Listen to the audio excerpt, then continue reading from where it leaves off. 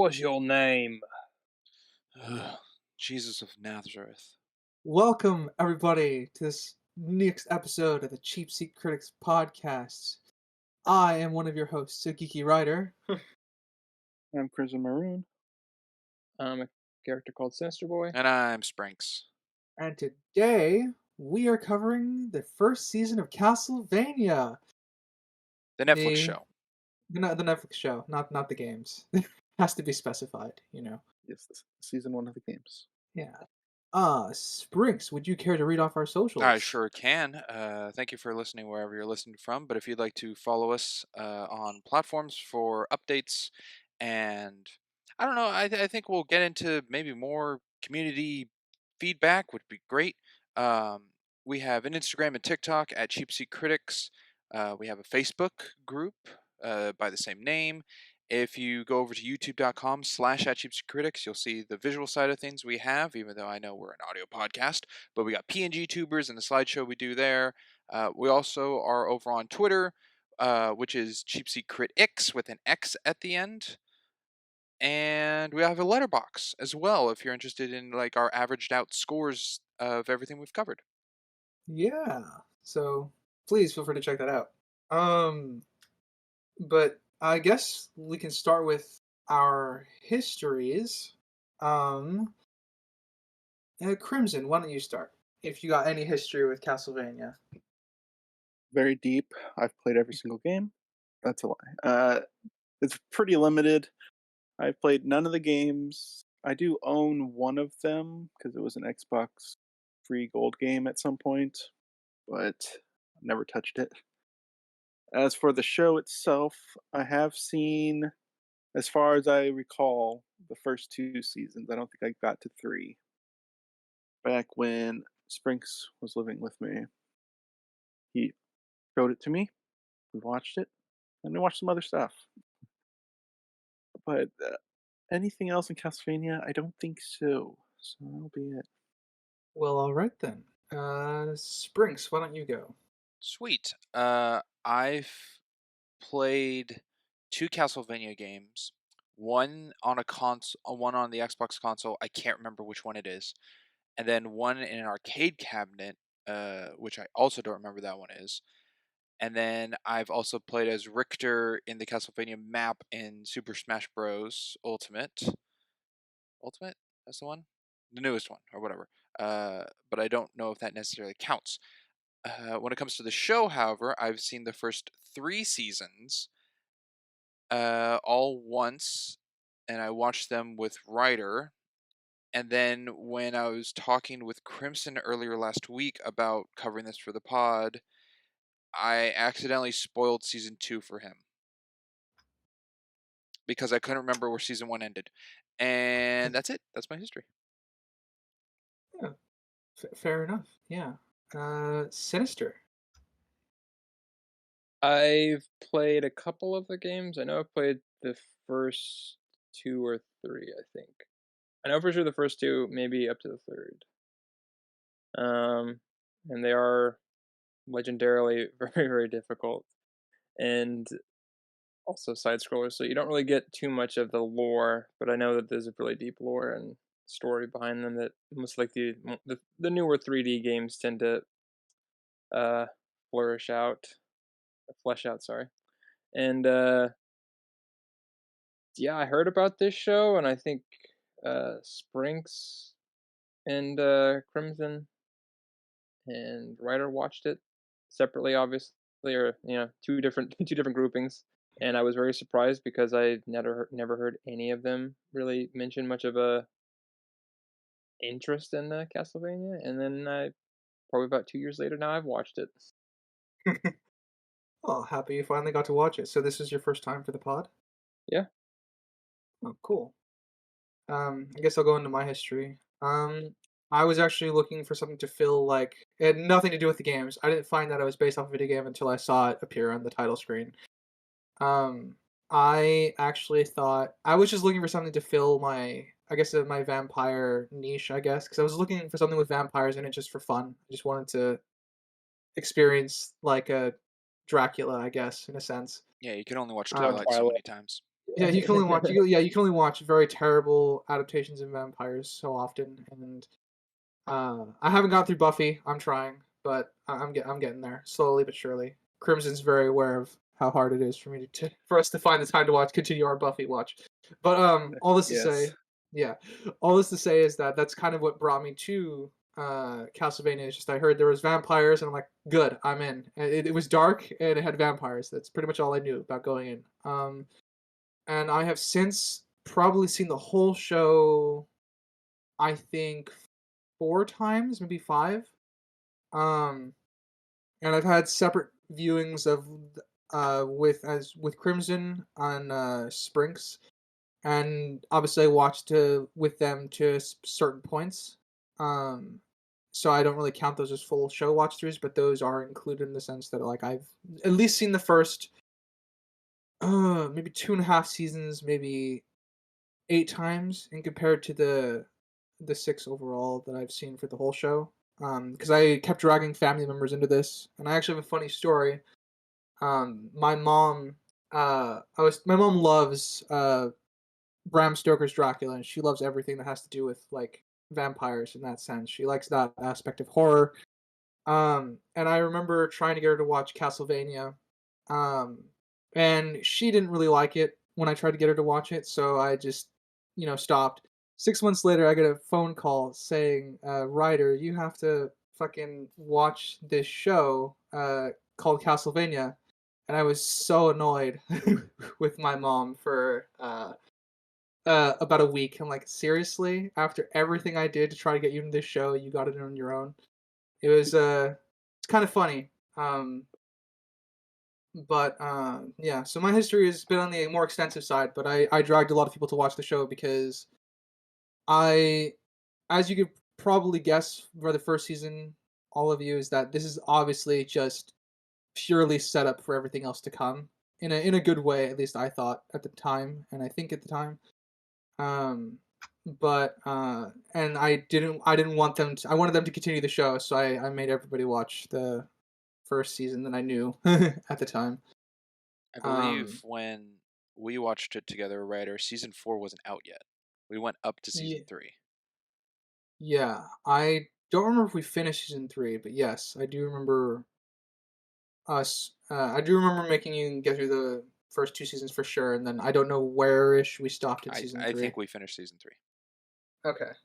Did It, or have you, being that your experience and whatnot that you've covered, have you seen Castlevania Nocturne? No, actually, and I have like 3 people who want to watch it with me, and I have no idea who's going to get my first watch through with them yet. should do like a whole you should do like a whole bachelorette thing. Give it a rose to weed them out. Maybe. Yeah, the podcast should be in the running. Should be up there. It's like That first time viewing for the pod. that's true, but we should then probably continue the rest of the first series, maybe. Audience, if you'd Yeah, like us to continue the show, let us know, please. Yeah, please do. yeah. I have a lot of passion for the show, even through its ups and downs, because it's not a great show all the way through, but I think there's still a very, very solid foundation for the most of the show. Is every season just like 4 episodes, or literally just the first season and then they That is skip? literally the first season. The first season is Okay, 4 episodes. The second season is 8 episodes. The third season is 10, and the last season is 10. okay. Um, so it gradually increased until it reached a steady rate. Um, but yeah, that is my long, extensive history. But I do have some fun facts for you guys. Um, Can I hop in real Ooh, quick? Sorry, cut you off. oh, I need to amend my history. I got it wrong. Sprinks did not introduce it to me. Ryder did with 2 other friends. Totally misremembered I it all. figured so because I don't remember watching this with you. Nope. It's amended. There we go. you were you busy? goose Were you code busy it. racking your brain springs for like I was when I was the? I Well, was hearing everybody's like, Crimson I'm said totally it, and I went, misremembering this. I don't think that happened. No. So Uh, there we go. yeah. All right. Well, uh, the so all these facts are taken off the internet, so take them with a grain of salt, obviously. But the script was apparently in production for a decade. Yeah, sounds Um, about right. Warren Ellis, the showrunner, was running a blog back in 2007, and he released, concept art, and he was, making notes for the show. And there was always a faint flicker of hope that it would actually be turned into a show. And eventually, obviously, he got picked up by Netflix. While the blog has been laid to rest, forever entombed, its contents, are what we got essentially in the show. But he had a Listen, blog that was just like writing like scripts for Castlevania. no, it was like he was updating Oh, like people I okay, because the rights to the show had been bought. okay. And Like, that would be really weird if he just had a blog of just scripts, and they're like, just use these if you want. yeah, like I said, he did give snippets of his script, but it was mostly concept art and Yeah, trickling of information for over the decade, and then eventually, obviously, Netflix picked up the series, and this is what we got. Um, and as far as it's understood, it's very clear that while there obviously was some retooling, most of the elements of that original script are in the show, hmm of all the rewriting and stuff like that. Um, and you know what? 10 years pre-production for writing a script. That's pretty good. You got a lot of time to work on what you want to do. Well, This I mean, is it this does was fit though.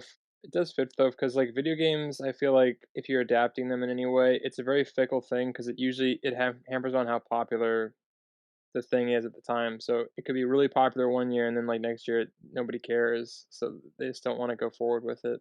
Yeah, usually it's at least for video game scripts in like today's environment. I think they have a better shot of making it, and I Well, do. yeah, there's been some successes. Yeah. Yeah, there's been some successes, and I think a lot of them can originate. It all originates. I think with the first season of Castlevania, because that's kind of when there was a big turnaround. Because a lot of the video game scripts that were coming out before then were not fully serious. I'm thinking like Mortal Kombat, where Doom. it took itself seriously to the point of like, well, it was kind of funny bad, Yeah.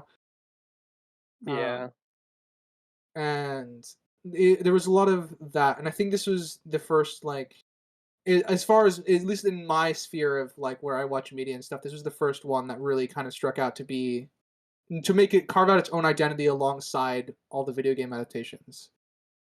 Yeah. This and probably Arcane were kind of up there for Yeah, well, yeah, getting that ball rolling. this was definitely years before Arcane, Oh yeah, but this was years before I Arcane. agree. I agree. Arcane is like the modern cement. It's the modern cemented one of like, oh Yeah. yeah, we can just do this now, and it can be good.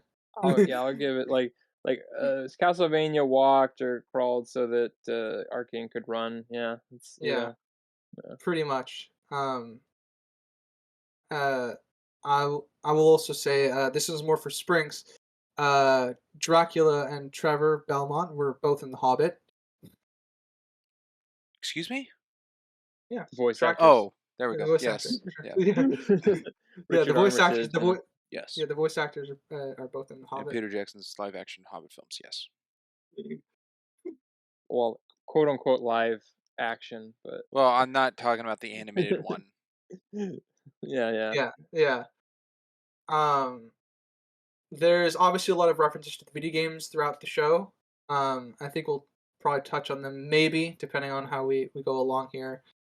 Um, Another fact is I guess the original cover art for the game is referenced in one of the official arts for the film, the official poster, with Belmont and his whip and Dracula kind of lording over his castle.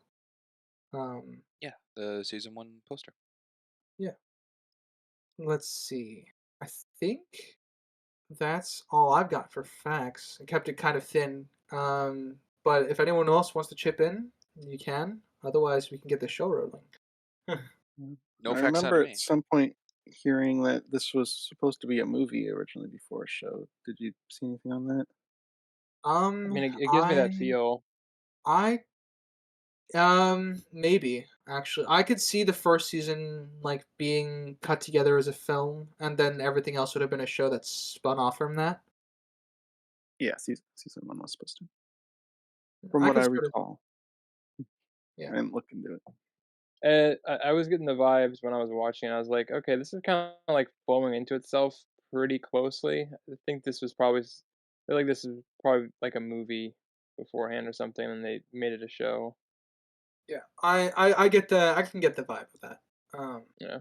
I don't know if that's true, but that's cool, and that it still Yeah. I think works mostly. I have one issue I think with that. That might actually find its origins in that. Um, but if that is all, we can start the show, gentlemen. If y'all are ready. I'm Yeah, ready. yeah. All Ready? right, then. Well, guess we'll for the audience. We're doing this as a popcorn structure. And I'll be hopping around with my co-host, and we'll make points and let it sprawl out from there. But we'll also give ratings each for each episode, and then we'll give our overall rating at the end for season 1. How about to start us off? Sinister, why don't you start us off? Flow with the way it is, isn't it? Um. All right. Starting off from the first episode. I'll start us off. I guess it's not so much a point, but kind of something I guess that I kind of caught or that I found similar. You know, Mhm. brain assaulting it a little bit. Uh, I like the vibe kind of that they set up for these hyper religious individuals. Uh, Not that hyper like the bishop and everything really reminded me of Hunchback of Notre Dame kind of Count Frollo. vibes of yeah, Count Frollo. Like maybe a little bit more outwardly evil than Count Frollo. Yeah. But Yes, this yeah, it was bishop was kind not trying to seduce Dracula's wife. no, or if he was, he failed miserably and then had to burn her at the stake, which You did And not like uh his advancements. yeah, um what a twist that would have been. yeah. But so that was kind of like I was like, okay, this is sort of a very dark Disney vibe to it. Well, darker darker than even dark Disney, but I I mean, was like like, okay, it feels like dark Disney vibe, but then you get a real like certain 180, tone yeah. shift. Because I Yeah, think it's kind of going off of what you said, kind of yeah. there's definitely like drastic like they kind of hold off like going full bore into dark bloody until like it's the right moment to do it. Yeah, Yeah, get the Um, babies darkness thrown out of setting is a windows. couple notches past Black Cauldron. yeah, a little bit. Yeah, like with actual blood and and stuff. But yeah, so I like that and kind of all like piggybacking on kind of the similar point. Uh, I like the vibe that they kind of set up for a lot of the settings kind of in this first episode where there's this like Dracula's castle whatever is kind of like a steampunkish, retro futurist kind of thing. Hmm. And then the town is sort of in that same vein where it's almost, set up kind of like that. It's less to show like they don't have like any of the technology that Dracula has, but it's still like and then we kind of pull out to like the other towns and stuff and it's more like Monty Python, like the dirty inns and you can Yeah, smell the cow dung and the horse manure. Monty yeah, Python Holy Grail, for clarification. yeah. Well, I thought they were going to think I was talking about Meaning of meaning of life. life. Yeah, yeah, no.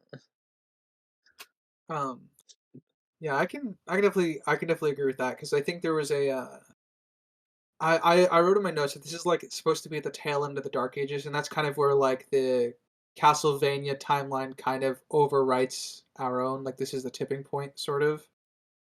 Um, so setting it at the Dark Ages or near the tail end of the Dark Ages, I think is kind of a it helps set the tone of like all the not retro futuristic stuff in all the medieval towns and stuff like that. They're all still scraping by. Everything's still dirty, and as you say, it kind of has that very very old timey feel when Yeah. compared to the inside of Dracula's castle and future Alucard's keep.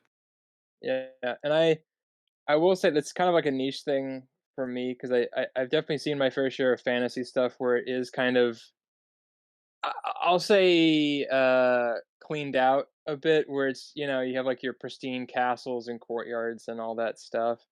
But I do, and I think we mentioned in a couple other previous episodes of like I kind of like because if you read any history, it wasn't like that at all. Everything was filthy and disgusting. Yeah. With the exception of like the high society, but even they were kind of gross. But Yeah, gross by our standards today. yeah, gross by our standards today, but not for the time. Yeah. So yeah, that's what I got. Fair enough. Sprinks, do you have something you'd like to Oh, I back up certainly to? do. There's a nice detail I caught that I really liked. Upon Dracula talking to Lisa, he has a line that he says, I have it written down here. I've known you 2 minutes, and you offer for me to walk the earth like an ordinary peasant while I give you the knowledge of immortals, the true science. I went back 2 minutes, and roughly by like a second, the 2 minute mark is exactly when Dracula first lays eyes on Lisa, or the first frame we see Dracula in. So it has been an actual 2 minutes since that line is said, which I think is a great detail. That's good. I actually never went back to check, but I just took uh, their word for it. to be honest, yeah, I did just take their word for it. But it's cool to know that they actually kept Yeah, they kept their word, I guess, on that. So it's somebody true. made their shiny nickel on that. Yeah, They kept someone their worked job. hard on their script, is what they Yeah, did. uh, knew exactly be 2 minutes. Crimson, you got a point? Sure. This one will kind of be an overarching point through the whole show. Season, 'cause it does improve later. Uh, did you happen to find a budget anywhere in this, writer? Uh, no, but I can No. look one Okay, up. Give me a second. that's fine. It's regarding the animation. You can tell that they were limited in their budget for this. It was, I guess, a trial run for Netflix because they didn't do too many like anime-ish, I guess, animation styles. It's not quite anime, but it's Except for the close. combat Americanized, stuff. I guess. Yeah. Kind of like Justice League. But regardless, they do a lot of shortcuts in this for animation. They use the technique limited animation, which I think is just a lame name. It sounds very generic. But it's when you get a still animated image, but only the mouth and eyes move. They utilize that a lot in this, and they use limited frame rates as well. So a lot of the movements are kind of choppy, except for obviously where the most of the budget went is during the action scenes. So it kind of put me off a little bit with the animation style because I like a bit more fluid animation. This was quite limited, but as the budget grows later seasons, it does improve with it. Yeah, I can agree with that. I think my first watch through of it, I definitely picked up on a lot of like, oh, they were budget. That's why it was only 4 episodes. And at least I assumed, or the just budget of a very small movie. But yeah, I definitely also got the sense that they definitely had a limited budget, but they used it pretty effectively, I think. So Well, and it might have also been sort of because I know not. I will. I'm not gonna say a large amount of anime because I haven't seen a large amount of anime, but I do know that like they tend to do a lot of. I think there's a couple of scenes where they just do like the still image with the mouth moving, animated wise, so that they can translate it and it's a little bit more fluid later on. hmm I will throw it out. Pretty much every 2D animation now does this. It's just Yeah, different levels of how much yeah, they use different it. levels of some embellish it more or less. I mean, it's all down to budget. Yeah, so it did catch me off guard, but I think I've seen enough where it doesn't really bother me too much because I don't I've seen enough like animation things where I'm like Yeah, it would be really cool if this was animated, like, more details-wise, but I know that would've cost, like, X amount of money and time to make it, so as long as it's worth the, as long as the message is crossed, that's really more what I care about. Yeah, and I do think, kind of piggybacking on an overarching thing, I think a lot of the fighting is mostly hand drawn, which I think adds to it a lot. I believe, for me. Um, Yeah. There were, I think, two moments in this where relating to the combat, I thought it was slow feeling, and that could have also been assisted by the music. There was some music in this that I don't think fit was what was going on the screen very well, but I Did, don't think any of that is in the first episode. So bring that up not when it to does.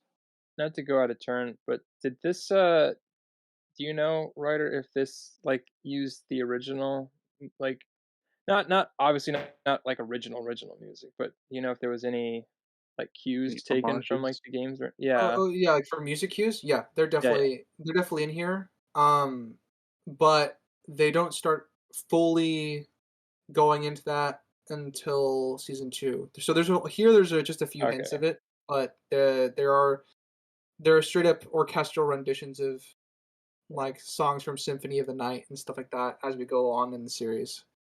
Okay. So they just kind of were like, okay, we may not get a second series, so we probably shouldn't put too much into, like, the musical stuff, and if we're not gonna, yeah. Yeah, and then All right. to be fair, I think they hold off like some of the more iconic songs for more iconic moments in the show. So, Yeah. Okay. uh, much to a great effect, I think. Let's see. Let's see if I have a point. That would be nice. I think the first scene between Lisa and Dracula does a lot in terms of dialogue. Like, and you Springs brought up the point of like, it was 2 minutes filled of them actually talking, interacting, and we cover a lot in those 2 minutes. We get a sense of the world, what like the belief systems are. Lisa has already been accused of being a witch, that sort of thing, because she just wants to be a doctor. And we also get a sense of who Dracula is as well. It's a very, very small scene, but the dialogue and the script is very, very efficient, as well working with the animation to kind of get the point of the two characters across and like who they are and what they're about. Um, and that's kind of something I will probably continue to praise in the show as we go along, mostly, and it would be the dialogue. Um, that's pretty much all I got for my point, I guess. It's pretty simple. um, Did you guys feel like uh, what was her name? Lisa? Uh, Lisa? Lisa. Uh, This is the painful. at least personally, I don't think it's a nick for the show or anything, but she's a very strong, assertive personality. She was not afraid of him whatsoever during this, with all the stories revolving him, sneaking up behind her. She very steadfast, I guess. I thought there was a possibility that Lisa could just not believe in any of the stories of vampires or Dracula at all. Like, hasn't even, believe She she's did just walk a mile, pinned up bodies to a Yeah. castle in the middle of There was nowhere. a lot of well, bodies and stakes. Yeah. yeah, believe in the system of like this person could help because no one else does, but not believe in the supernatural. It's like, oh, a war, and he could have raised an army or something. Like, any story or Oh yeah. situation. It could have been in the I believe what I see. It's like this medicine heals person as a doctor versus like, oh, the church says pray even though the person still died. Like situations like that could have occurred. So maybe she doesn't believe over the case that It's I think that she's not like just blinded by being so desperate to be a doctor that she ignores things. I don't think that's the case. yeah. I also think that, there's a degree of like the myth of Dracula is, I think at this point in history, is also clouded with the general of Vlad Tepes, who was, he was infamous for putting like his enemies on stakes and stuff like that. Vlad the Impaler. Yeah, Vlad the Impaler. So obviously I think they kind of rolled those two things together.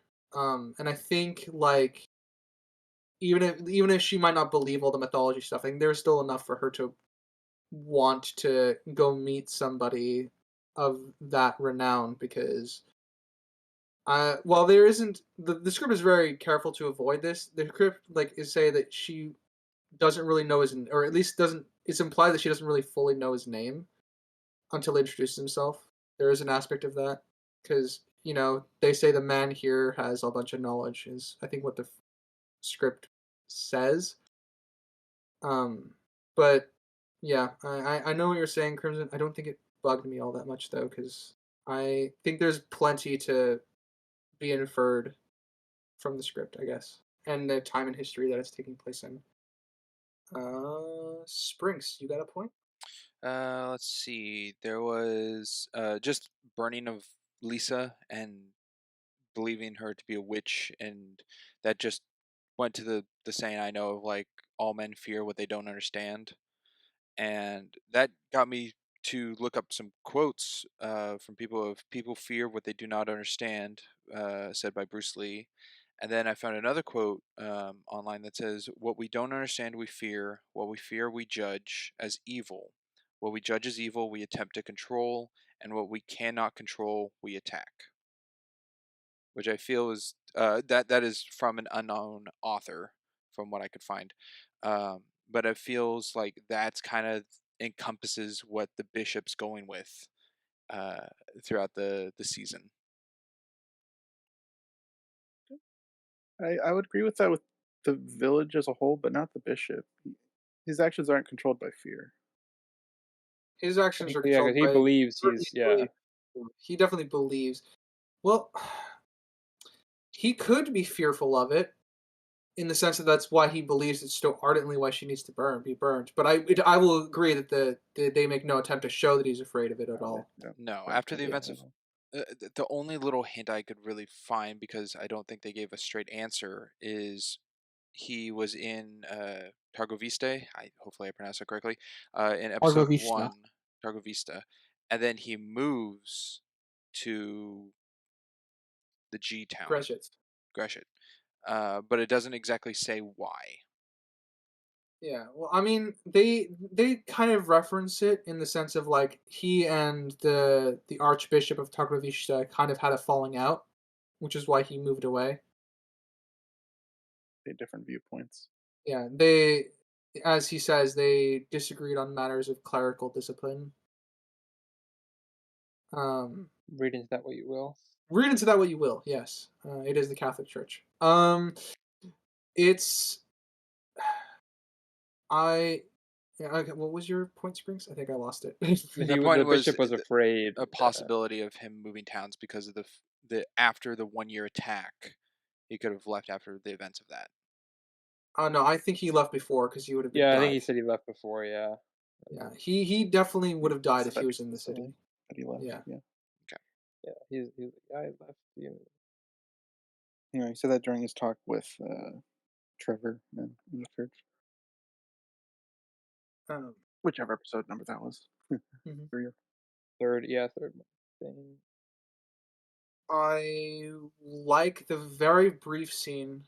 I'll jump to another point. I like the very brief scene between Dracula and Alucard in this episode, where we get because we get the kind of classic villain thing of, I'll give you guys 1 year, and then we actually get reasoning for it in the scene afterwards as to why he needs a year. And we have a very brief scene with Alucard, who's trying to more or less talk him down, and it's a very well animated scene, I think, even because obviously the very basic symbolism obviously is Alucard shrouded in light, Dracula's covered in darkness, yada yada. But I do think it characterizes Alucard very quickly, even though we don't get a lot of him in the first season. And it also characterizes to what Dracula's mental state is now, as well. It could also kill be for my wife. Yeah, it could be brought up as well. Those who view it without subtitles, who that character even is. Yeah. Because even going into season And I, 2, if you're looking for an answer, it could just come across as anyone because it's like silhouetted and you only get the close up of an eye. Um, so it can, even in season 2, when they introduce more characters, you could guess that it's all these other people because it's not like no one's welcome in his castle. I mean, Lisa just walks on in. Uh, uh, Alucard, when he's awoken, kind of talks yeah. about that scene. Yeah, Alucard references that scene directly when he wakes from his coffin. Never mind then. Spring. Yeah. And yeah, no worries. But yeah, I like I said, they don't really tell you explicitly until the end of the first season that who that is, because Alucard doesn't introduce himself in this scene. So you only have an idea of like, oh, this person stood up to him and paid the price for it, and then we meet him later on. Because as you say, if you watch it without subtitles, you don't know who Alucard is. You don't get that. You just get that someone stood up to Dracula. But he still references the scene when he's awakened in the fourth episode. So yeah. Well, and I think anybody who's kind of somewhat anyone knows who's about the familiar with game, Castlevania would know who that is. But yeah, as for someone like yeah, me, I explicitly had no idea who it was. Um, and I made the mistake of watching the first season, not binging it, so I actually was confused, and then I ended up rewatching this first season again while waiting for season 2, and realizing who it was. you were like, Uh, oh, Warren Ellis, you didn't steer me wrong. yeah, Yay. pretty much. I'm like, okay, good job, Warren Ellis. Nice job. Air high five. I picked up what you're putting down now. Totally my fault. I missed it. um, but I Crimson. don't You think I want? really have anything else in the first step. Oh, okay. Yeah, Oh, wait, actually, Crimson. I do. Oh, you do? Well, I do. No, Crimson can Essentially, go. go next. Okay, all right. I I like the I think one of my favorite effects kind of in this whole this whole first season is the bats making out the image of Dracula yeah, it's a as they're very flying over. yeah. Sorry, you finish. Yeah, as they're flying like from his his Vlad's moving castle. Um there's kind of I like that it kind of I don't mean to tie so much into Disney, but it reminded me of the Muf Mufasa clouds a little bit, and it's a cool effect because it really sets up his power and his kind of dominance over the situation, and I appreciated that. I was like, that's a good it's a good thing, and I mean, it doesn't really last all that long, so it's not like it's not something where like that has to be in it, but it does work so well. Hmm. To go off of that, I do like the use of bats, and that's how like a bat power has been connected to Dracula in this in version of In this Castlevania. rendition, Yeah, yeah, because yeah, just and the silly thing is like vampires can turn into bats. yeah, it's very vampires and bats have been very much tied together in a lot of ways, and I do think that they treat the iconography of Dracula fairly well, like they're pulling from all the mythology around him, and Bram Stoker's Dracula and stuff like that. A lot of the basic stuff, and I like that one of the first shots that we have of bats is Lisa knifing one, and that's kind of the introduction to the our introduction to Lisa. Kind of cutting through the vampire-esque like mythology, if you want to read in the symbology of that. But Yeah, I have a question yeah, on that. Did she stab a bat because she was overwhelmed? Like she was being um, circled by bats, so she lashed out? She was I hungry. I don't know. it could be a bit of both. Yeah, the idea is that there were just a lot around her, and she's trying to cut her way to the castle doors. I'm I'm kind of fine with that because I think Dracula would use bats to harass people that are coming up to visit him. Yeah, I think that's fine. I was just curious the reason why Lisa would stab one. To me, I took it as being She was overwhelmed. annoyed by it. Yeah, I a don't- bit of both. Yeah, any number of reasons. any Yeah. number of reasons. Yes. Um. Crimson, you got a point? Yes. My point. which was leaving me. Where's it going? It's coming back. All right. You brought up how we had the year thing and they gave an explanation for it, which I do like. They gave an explanation for, but I don't really know why he needs the army. At least from season one, from what we see, it seems like he could just do everything himself. His whole fire face in the sky, raining fire, his powers seem quite limitless at this point, and him waiting a year to get revenge for this army, I don't feel is necessary based off what we see of him in this. Yeah, see, I kind of agree. I have that in my notes too. If I'm treating season one in isolation, I agree. He wouldn't need to summon a demon army. There, from what we have within season one, it's a bit of a problem. Yeah. He doesn't. He doesn't need to. But I see it as this is still the lingering thought of like man because he traveled, and even before he like goes and like teleports himself there in a hurricane of fire, he tells the old lady like uh because my wife cared for you humans, this is an act of kindness, like the last thing I'll do. So I feel like it was kind of still that on his mind to give them a year The rather act than of just kindness Well, was wiping to them let out. her live. yeah. Yeah.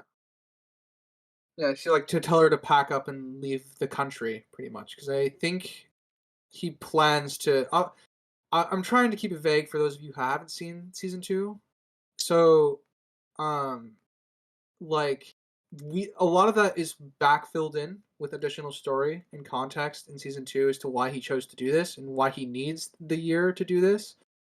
Because, uh, but the point of that story that's not in season one is he cannot summon the demon army himself. Um, and in reference to your point, Crimson, of how he doesn't need it, I think I just agree with that.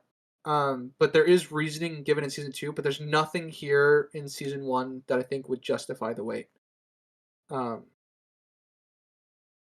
I, I, I'm sure, like, okay, I'm sure, like, he could probably do it himself, but it would probably take a lot of time and it's a lot of also effort, and it would leave himself very open to being, killed before he could yeah. perceivably accomplish the goal. So it seems to make sense, like, He could have an he could army, probably yeah. lay yeah, he could probably so I guess my thing here would this be with his power level, he could probably lay waste to Targarvishta by himself. At that point, however, hunting down people himself, people are inevitably going to escape because he's the only one hunting people down.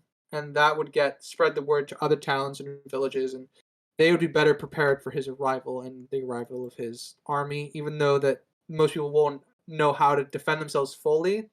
So, well, for himself specifically, people are still going to go for the staking thing since that's just common vampire knowledge. Well, even with the army, people were still giving heads up. Yeah.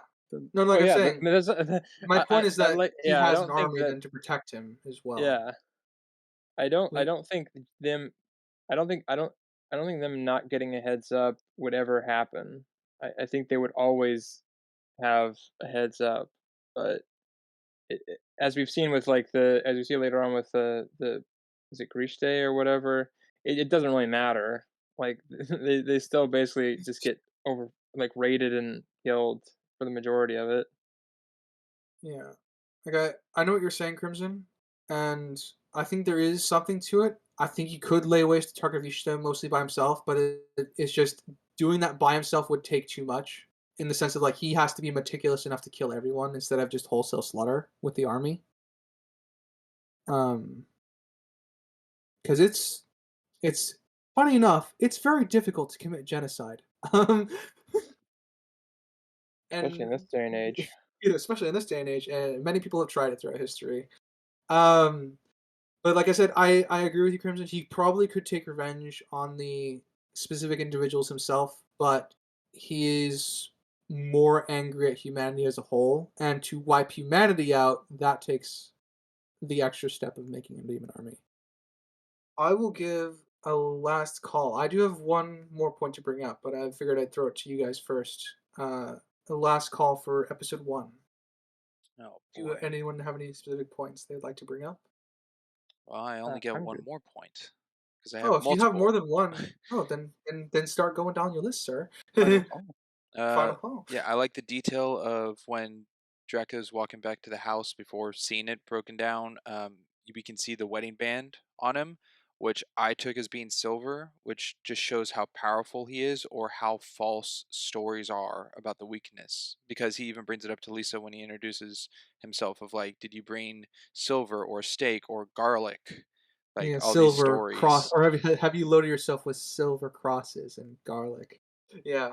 So yeah, kind of. Hold on, I got a shout out point after that. I like that they dismiss some of the myths like outright. It's like the ones that aren't true, you know, because those are also kind of commonly used with vampire lore, and they dismiss those immediately. Like these ones are the false ones, in a very nice contextual situation with dialogue. Sorry, Springs. No, Continue. it's okay. Yeah, I just like the detail of being close on his hand to show the wedding band, which Mhm. to me was silver. And what else I got here? I Mm. like the detail that upon coming up to the house, there's already dried blood on the ground. It's an interesting shot that just cuts to shows his feet and then back to like full body, but to his feet you see blood on the ground. Yeah, and I think at that point he also goes off the road, so like he takes a shortcut back to his house. I think so. Past the fence. Yeah. Yeah. What else I got here? I Well, sorry. I was saying while you're waiting, I'll go off one of my points. no, I was just gonna say Um, I like the detail that this version of Dracula does have blood. He has blood in him. He cries blood when he's talking to Alucard about how much Lisa meant to him. He drives his nails into his fist to bleed down his like going down his arm. mhm. Yeah, yeah. I also like that detail a lot. Which could bring up the question of like, can vampires drink the blood of other vampires if they have blood in them? Well, traditionally, to become a vampire, you don't get like your neck bit. You drink the blood of a vampire.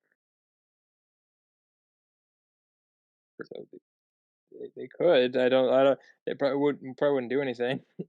Yeah, they didn't really touch on either Dracula or Alucard needing to thirst on blood, which also could just be one of those false tales. Well, he does have Alucard has like those two canisters of blood next to his stone coffin.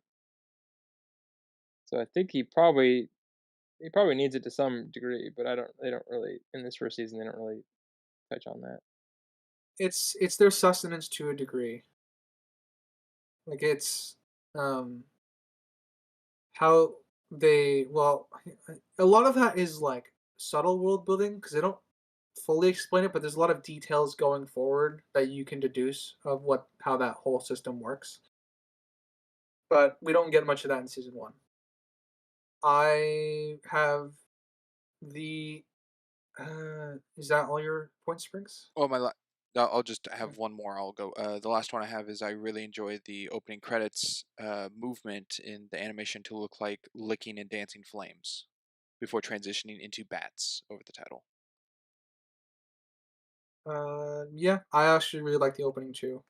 Um, especially once we see Lisa kind of burnt at the stake and falls through ash in Dracula's hands. Everything is kind of has the burning look to it, and his fire is consuming everything.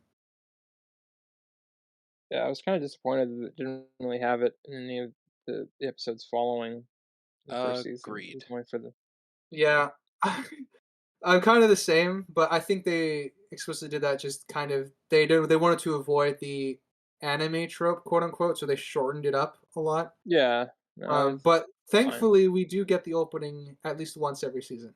So I one of the details I like, I got two actually, so I'll get them out of the way here. When Dracula is talking with the old lady about where Lisa is, his it's very clear his first intention is to go break her out. With the way he's questioning her, like where are they holding her, that sort of thing, so he can go get her. And obviously that transitions into the rageful tears where he realizes he's late, too late for that. Um, and then the last point, I I will kind of go to the last episode here. or the last episode, the last scene of the episode where in the bar where we're introduced to Trevor. Um, what did you guys think of that scene? What a story. What? Oof. So I went and I hit with his show, you see. You came Yeah, out of my you lost. aunt. The goat guy. yeah. I Uh, I sorry. You go ahead, Crimson. oh, I was gonna say I thought it was a good introduction, Trevor. Even though at this point it's not that big because it kind of just rolls over to the next episode. Yeah, But, we get our or we full get a lot introduction more to of them. yeah, we get our full introduction to him next episode. But we at least introduced the concept of the great families and old houses.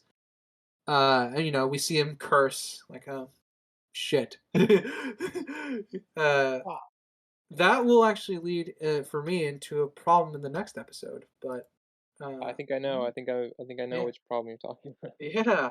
So I guess we will give your ratings for this episode. I'll go down the line. Crimson.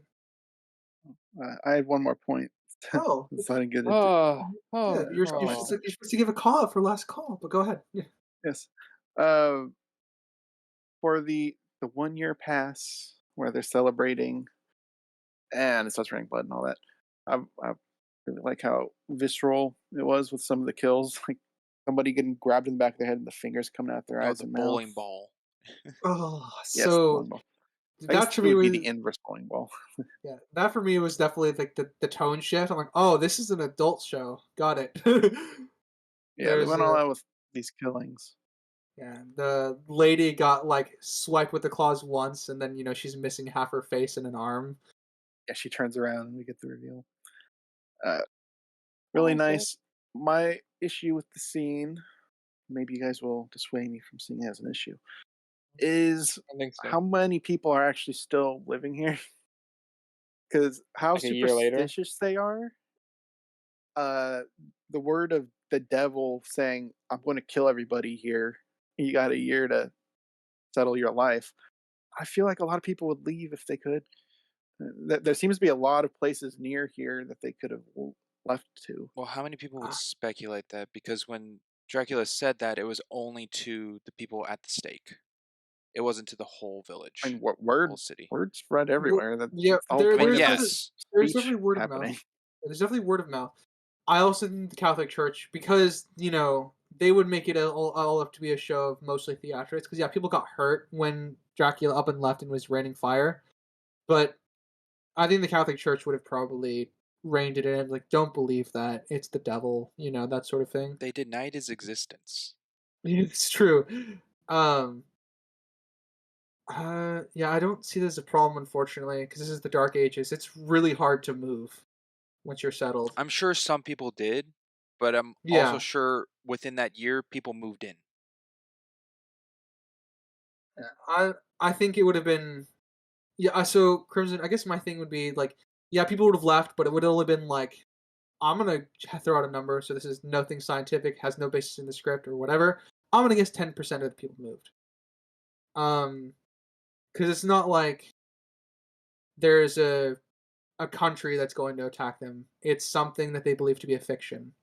Whether or not the people in the who saw the burning and Dracula's face, they would have more reason to move. But the people who are hear the story like over a bar, over drinking, like they hear about this visceral thing that happened, they would probably just shrug at it. These people believe everything, though. Like the Belmonts, they work with monsters instead of killing them. Word of mouth, everyone believes it. Even Trevor in the You last have to one tells remember. You have everyone to. the priests have knives. They assault old men. I mean, They have. Like I said, the point of that scene you have to remember is the church is the one that spread lies about the Belmont family. And when he says that the priest is holding a knife, it's not just a when he word. also It's said he assaults an old man. There's no proof of that either. It's there's just no yeah, that's true. There's no these proof people of that. believe everything that's told to them from pretty much any But okay, source. That's my but point. yeah, but also you got like we don't know how many people are in that village, so it could be like that could have been the entire population, or it could have been like 25% of it. Like we have no idea. It was also like the biggest, I think, like the biggest town, right, or the biggest It's city. definitely one of the bigger cities in the country. Yeah. Plus, look at not to get off the road a little bit, but look at like nowadays how much stuff is out and how many people are believing what is fact versus what's fiction. Is it really that difficult to assume that like maybe 10% left or 10% found the thing, but then the other 90 or 80 or whatever are like you know what, that's all baloney or something. I'm like, I'm still here. He didn't follow through on his word.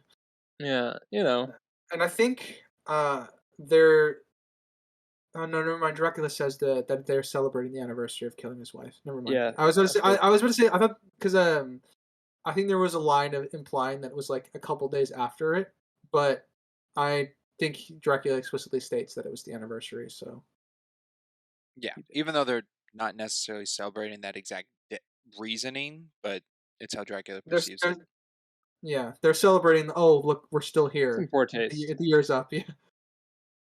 Yeah. I don't know. Do we dissuade you at all, Crimson? What was that by the end? Yeah. So I guess before we move on, what your point was that, like, just to clarify, from my understanding, was that the people would have moved away because they're superstitious. Yeah, they're superstitious, and from what we see, they just believe any source from anywhere, Crimson, except the speakers. would your thought on that be the 100% of the population? I mean, Because we Ryder don't pitched really out see 10. anything otherwise. Huh? Ryder pitched out What he else? thought maybe 10% would Well, have. he threw out an arbitrary number. Yes. Yeah. Yeah, I threw out an arbitrary Yeah, number. so I'm thinking what's your number? You're going with 100? Well, no, it wouldn't be everybody. I don't have a number. I'm just saying what we saw was a full town.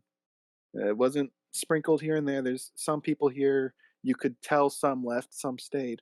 It looked like everybody stayed. Is my point. Okay.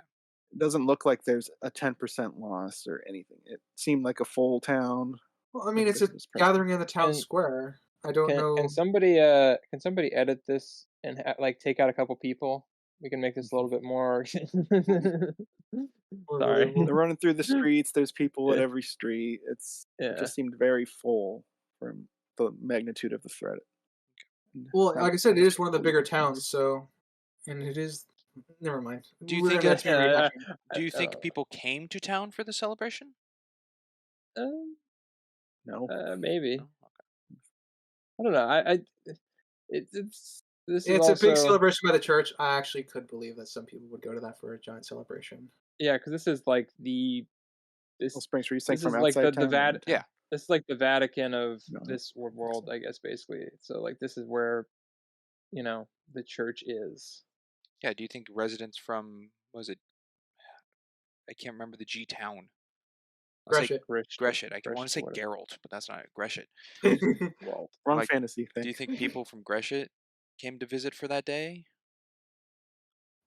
It's possible the bishop might have sent like a, well, Informant? I was going to say not an informant. It's not the right word, but a representative. yeah, But there you go. but legit, we have no idea. Yeah, that's We just know obviously that I'm though. not saying it's impossible, but I'm just not seeing If it as likely. anybody from any of the towns did come, they would be rich and could afford like a carriage or something. That's yeah. not In nobody. the Middle Ages, when you want to move towns, you have to do it in groups. So that's why I threw out the arbitrary number of 10%. Yeah, I can believe 10% moved out easily because they would have left and to try and either start another village either naturally or they just hopped on the wagon train kind of thing. Because whenever you leave big cities in the Dark Ages and stuff like that, you tend to go out in caravans and small groups. So you have a group of people with a diverse skill set in order to survive while you make your new village or to get wherever you're going. So, Yeah. all right. Well, shall we move on to episode 2, gentlemen? Your rating section. Oh bring yeah, up. rating section. Yeah, That's yeah, important. yeah. Start with Crimson. Crimson. Yeah. All right. I'll go with a subjective 7, objective 8.5. All right, Sinister. I'm going with a strong 7. And Springs. just for clarification, this is only we're doing these 4 per episode, but the main numbers are the overall at the end, just in case They'll be averaged people are out. confused. Yeah. Yeah, subjectively is 7, objectively a 9. Out of the 4 episodes, this one's my favorite. Fair enough. I know you like gore, so I'm not surprised. Yeah, my subjective is an 8, and my objective is a 7.5. And with that, let's go to episode 2. Um, I'll start with myself for this one. This is the only time I'm going to do that. Because my ending point with the last episode, where this episode starts, felt very off to me. Trevor goes Yeah. from shit paranoid to like, oh, they're looking for Belmonts, to being, I've had 3 tankards since that conversation, even though it's the same conversation, to just glossing over the. It's a dichotomy that didn't fit in transition for the character, especially if you watch them both back to back. I think he I can wasn't agree with that. drunk enough to be out of it, because he even says he started to sober up. Whether that's a play on manipulation tactics towards the barkeep and the patrons or not, I think it played out of him being the smartest man in the room, and he was coming up with a plan of what to do, and to come up with like, hey, let me just be a nice fellow and try to get out of here would have been better than suspiciously walking out without paying. Well, he could have just How walked up would and that be paid and left. suspicious? So in your scenario, Springs, what would have happened was he found his money while he was sitting there, left it on the barkeep, and walked out. True. I guess what I agree with you, what I don't understand is why he went to join in conversation at the bar. Oh, he was just wanting another drink. Like legit, he wanted another drink. Oh. It's legit why he went to the bar. That's why I view it as it's incongruent with what we see in the previous episode, with him being paranoid that they're talking about the Belmonts, and he is the last surviving Well, then son that of said answers family. why then he didn't just pay and leave. He wanted more. Yeah. But in order to get more, he had to somewhat act. Act? Well, like he didn't just go up confidently and ask for another one to the barkeep, because I think that would have gotten more eyes on him. He was a little more laid back. I honestly, after the first interaction at the beginning, from the end of episode 1 of like, oh crap, they're talking about Belmonts, they're not have a liking to me. That also, I don't know why he didn't just try to cover up more about the crest on his chest if it was apparent for anyone to look at. Yeah. But Because a lot of that to me is where the incongruency in the character comes from. Because I'm getting 2 different versions of the character back to back. yeah, that's why I think he went into like an acting situation when he went up to talk. You think he was acting drunk? Yeah, that's why I said it. I know he's the smartest man in the room. That's why he waited and was thinking over a plan of what to do. See, again, that would work, but the problem is like this. There are many smarter avenues to go about it. He would have just had the money out before he got there, and avoided like having to dig around for it in his crest. So But yeah, is I that to don't think that. play more drunk? I don't know. Well, So what, Sprinks, but I'm curious on this playing thing. What's his goal? Is it to instigate a fight, or is it just not to be obvious? What is he acting? I think it's to um I don't know, just make himself blend in more to the surrounding, to dilute any aggression in case anything to arise, because 2 drunk people right now are getting hot-headed over Belmonts. yeah, like I said, Well, they've no reason to assume he one for him to even act in the first place. No, as I said, my main thing with this situation is that he didn't cover the crest that he knows is on his shirt. yeah, it I don't know boils why he down. wears the crest. He doesn't care about it anymore. He's just wearing. I mean, He like grows to care by the end, but at it's this a point, he it's a good doesn't care. it's a good tunic. That's pretty much the only reason he needs. Good clothes are hard to come by in the Dark Ages. And they cost funds, which he is very low on. Yeah. So that's pretty much the only reason. That's pretty much the best excuse to keep it. It's a very, very good tunic and stuff like that.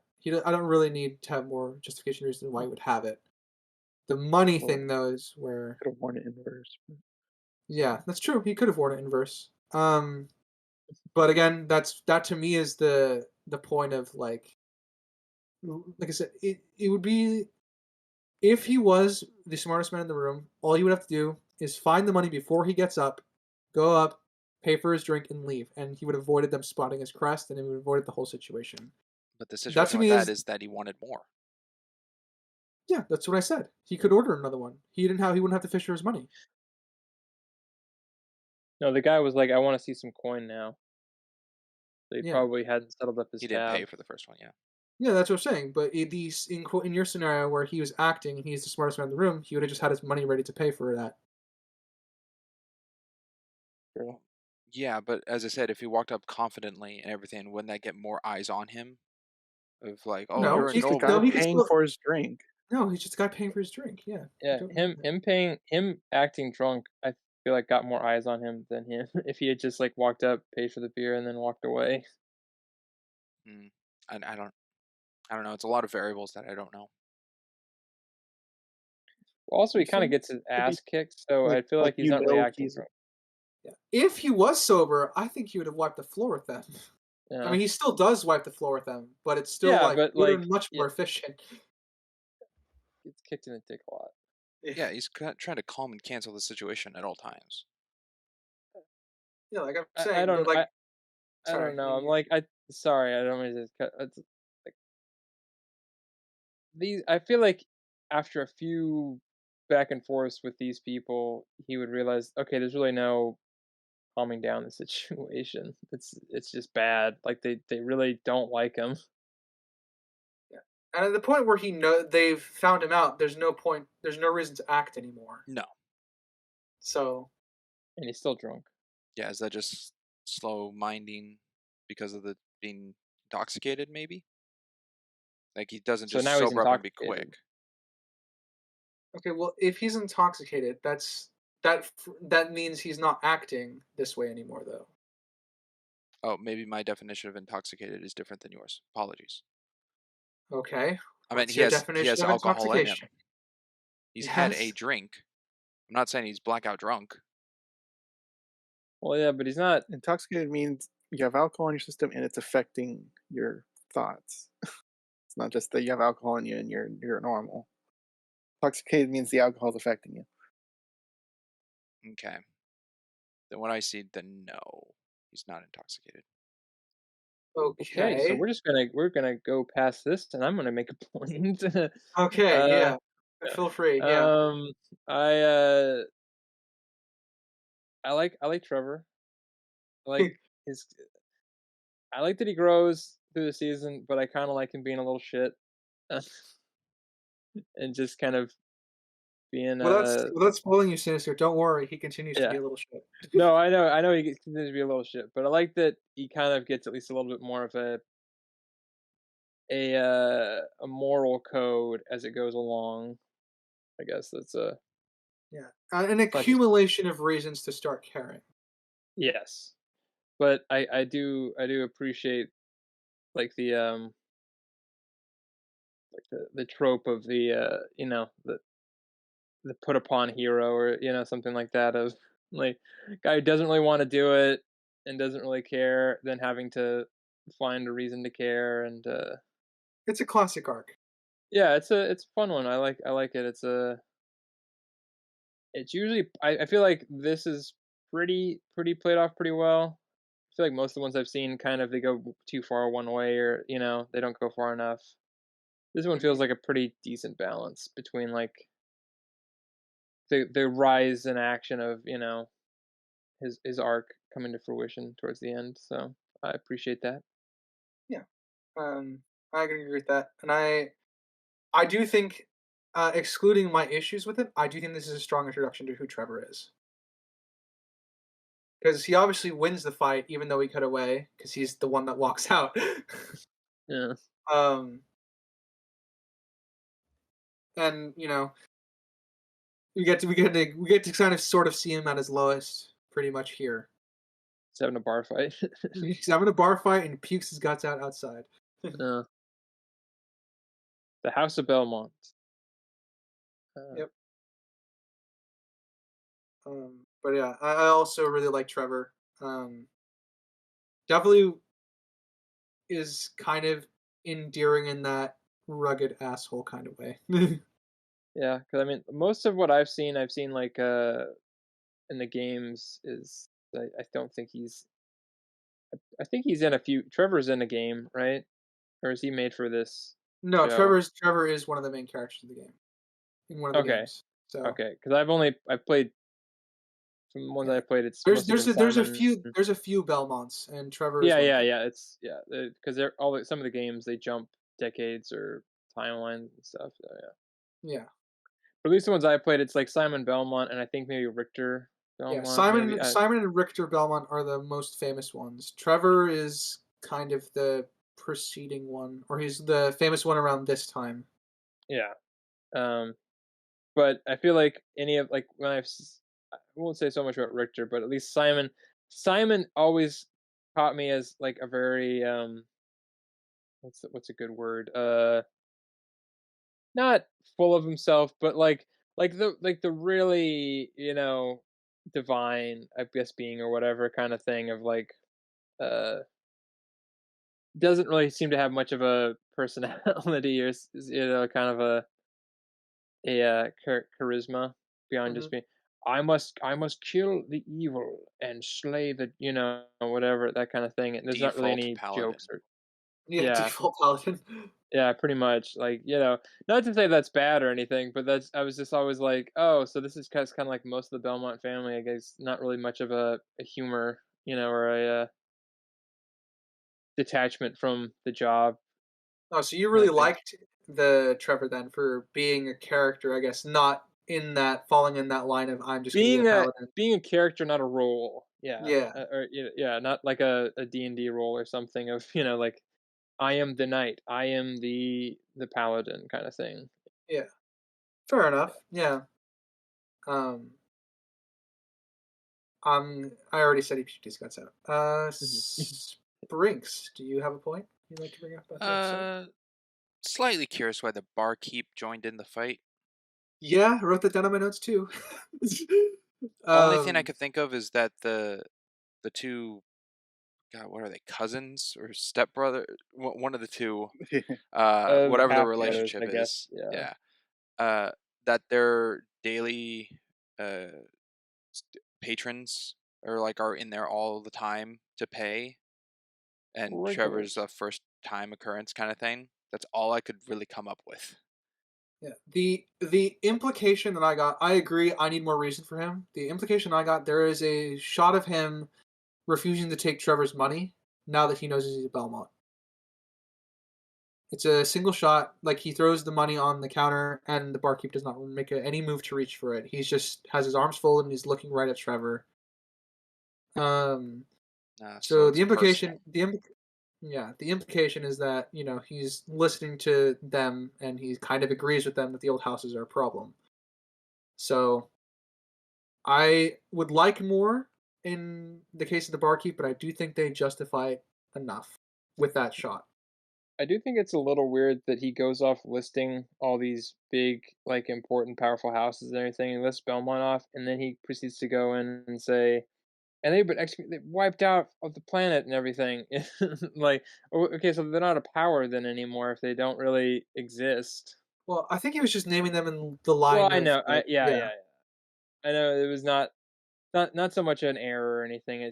I just found it very strange the kind of So like he's set still up. blaming them for what they did or what they Yeah, supposedly thought they did. like Yeah. blaming them in the way of like as if they still had like as if they were still subjugating in some way or forcing him out. Whereas I feel like they're kind of at the same. I mean, granted, they probably still have some level of wealth and held away as as he does in ability, but they're not. I wouldn't count them if there's a list of powerful people. They probably wouldn't make my list if they don't really exist anymore.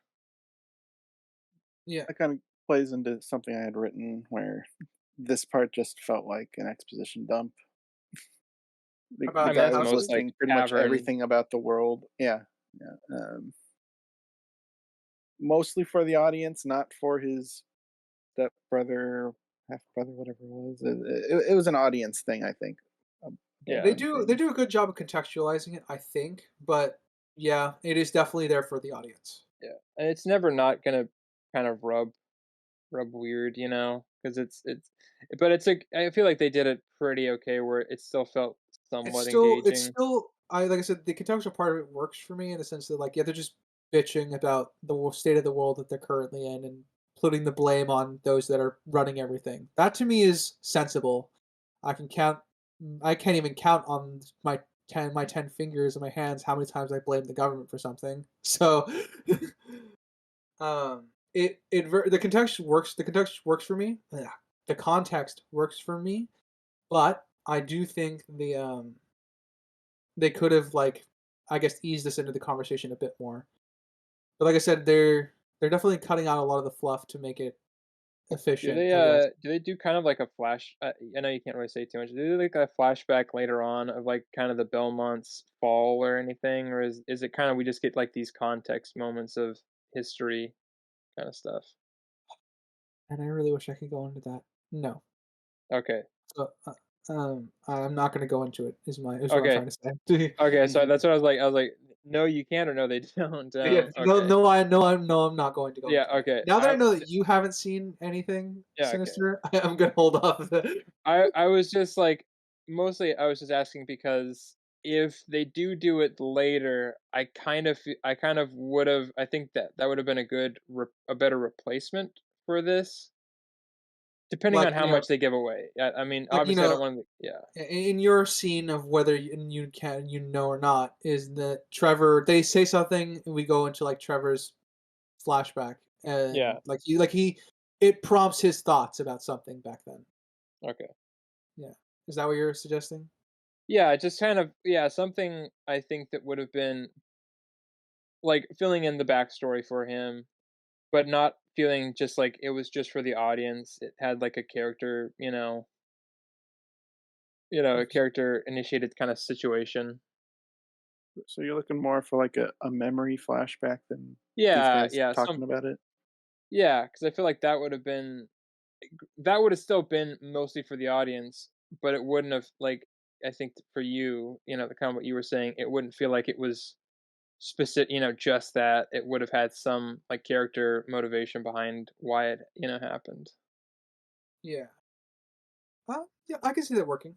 Yeah, In the I context of the don't scene. mind the tavern thing, but Yeah. if there was a The better issue with way to that do it. the only issue with that in this specific scene is that I think it takes away from the introduction of Trevor completely. Or like no, not completely, but like it takes away from the introduction of just seeing us where he is right now because it would kind of break the I guess the rhythm of the scene even if it's already a little off. Because See, I think I the thought you scene would sorry.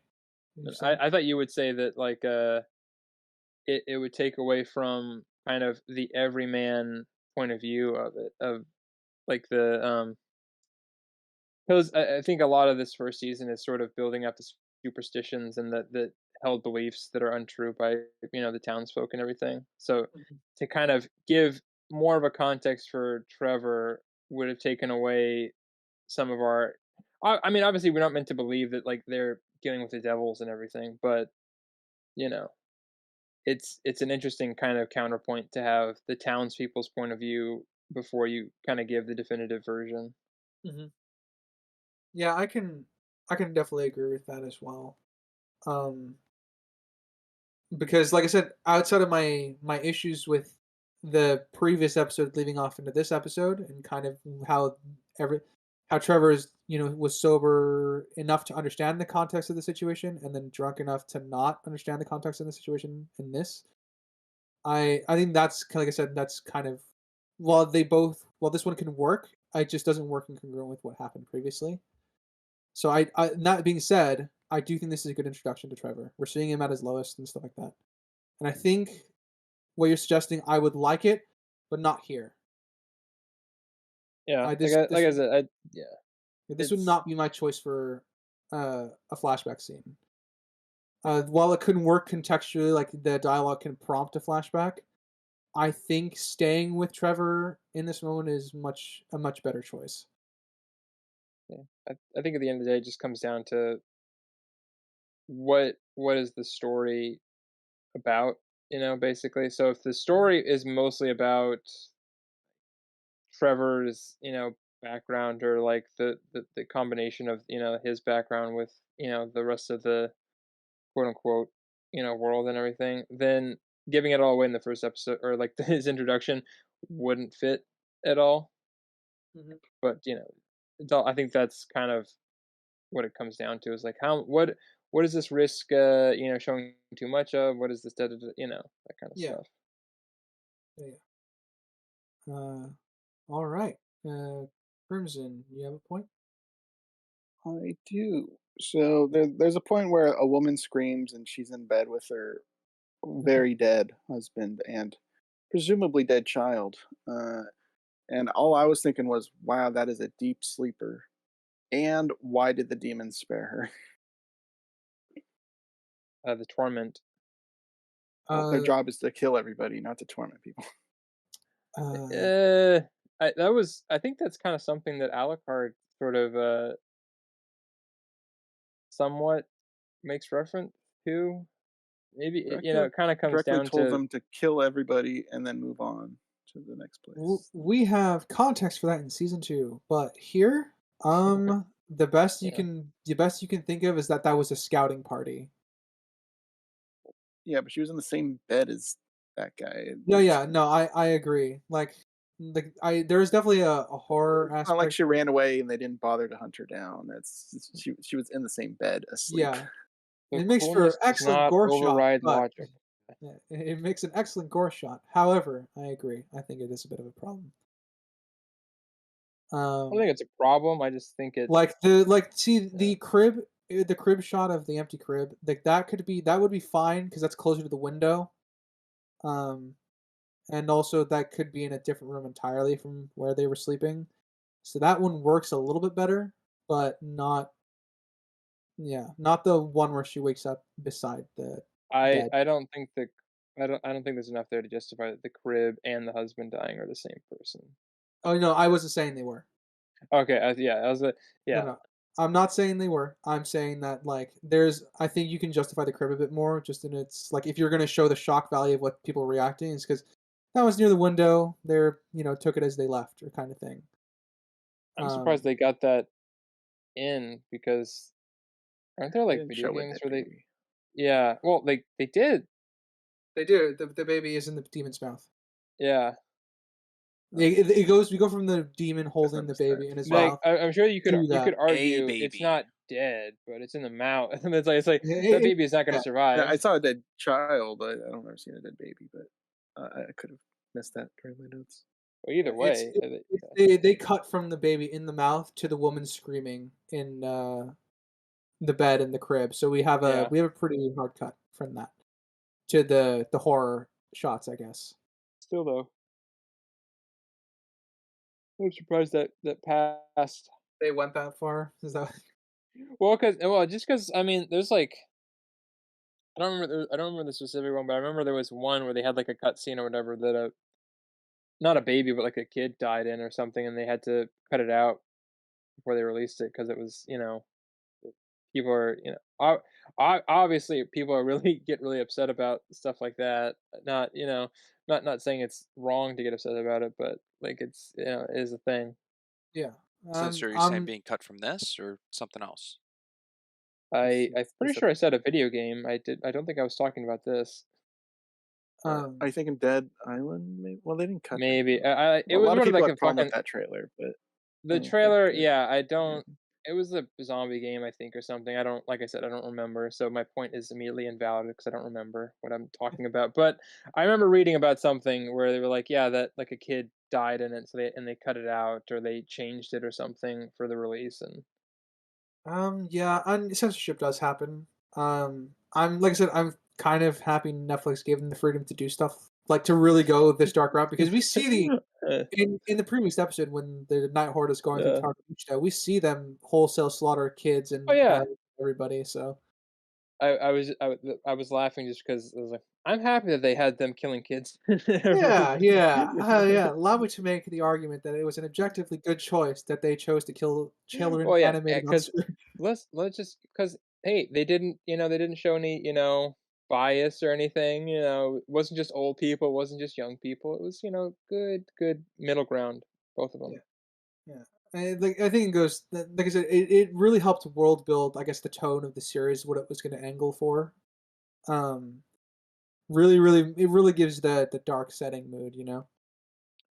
Yeah, it's an unfortunate fact of life, but kids also die. That's true. Mm. Um, all right. Sinister, do you have a point?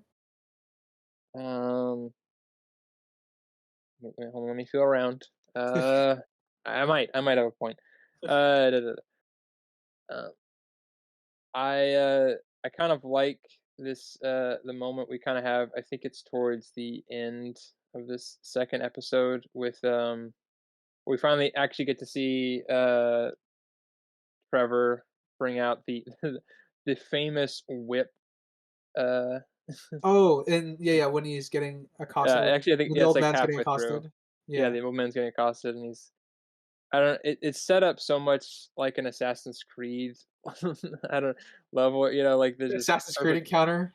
Yeah, like just and there's even like people in robes, so like it fits even better. But and yeah, it's gory and it's gory and great. The guy gets his freaking eyeball whipped out of his head.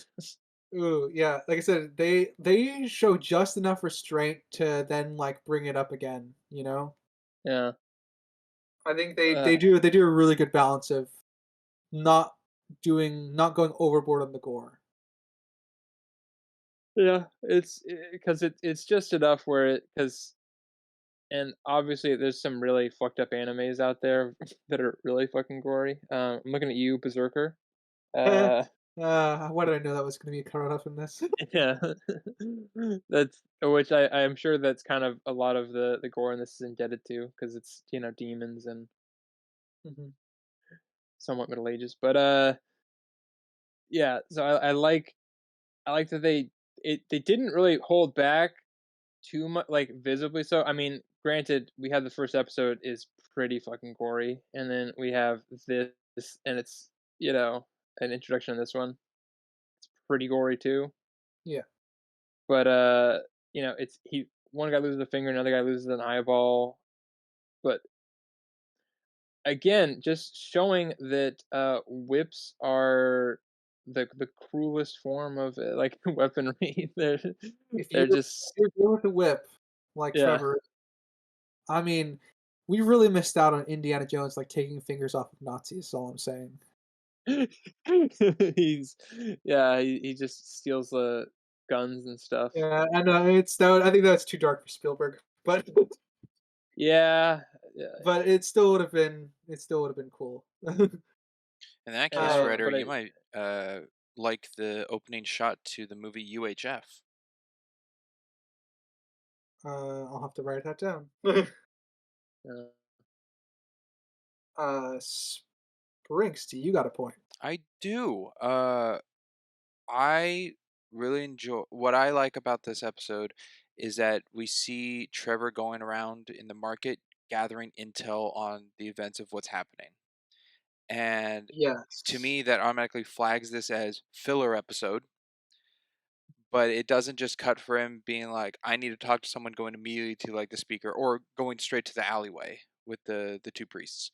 It shows him going around trying to gather the world or whatever, which is a little more to Get the me, lay of the land. yeah, lay Yeah. of the land, which I think is better come across than, as Crimson put it, with the two patrons at the tavern, and just discussing the world that way.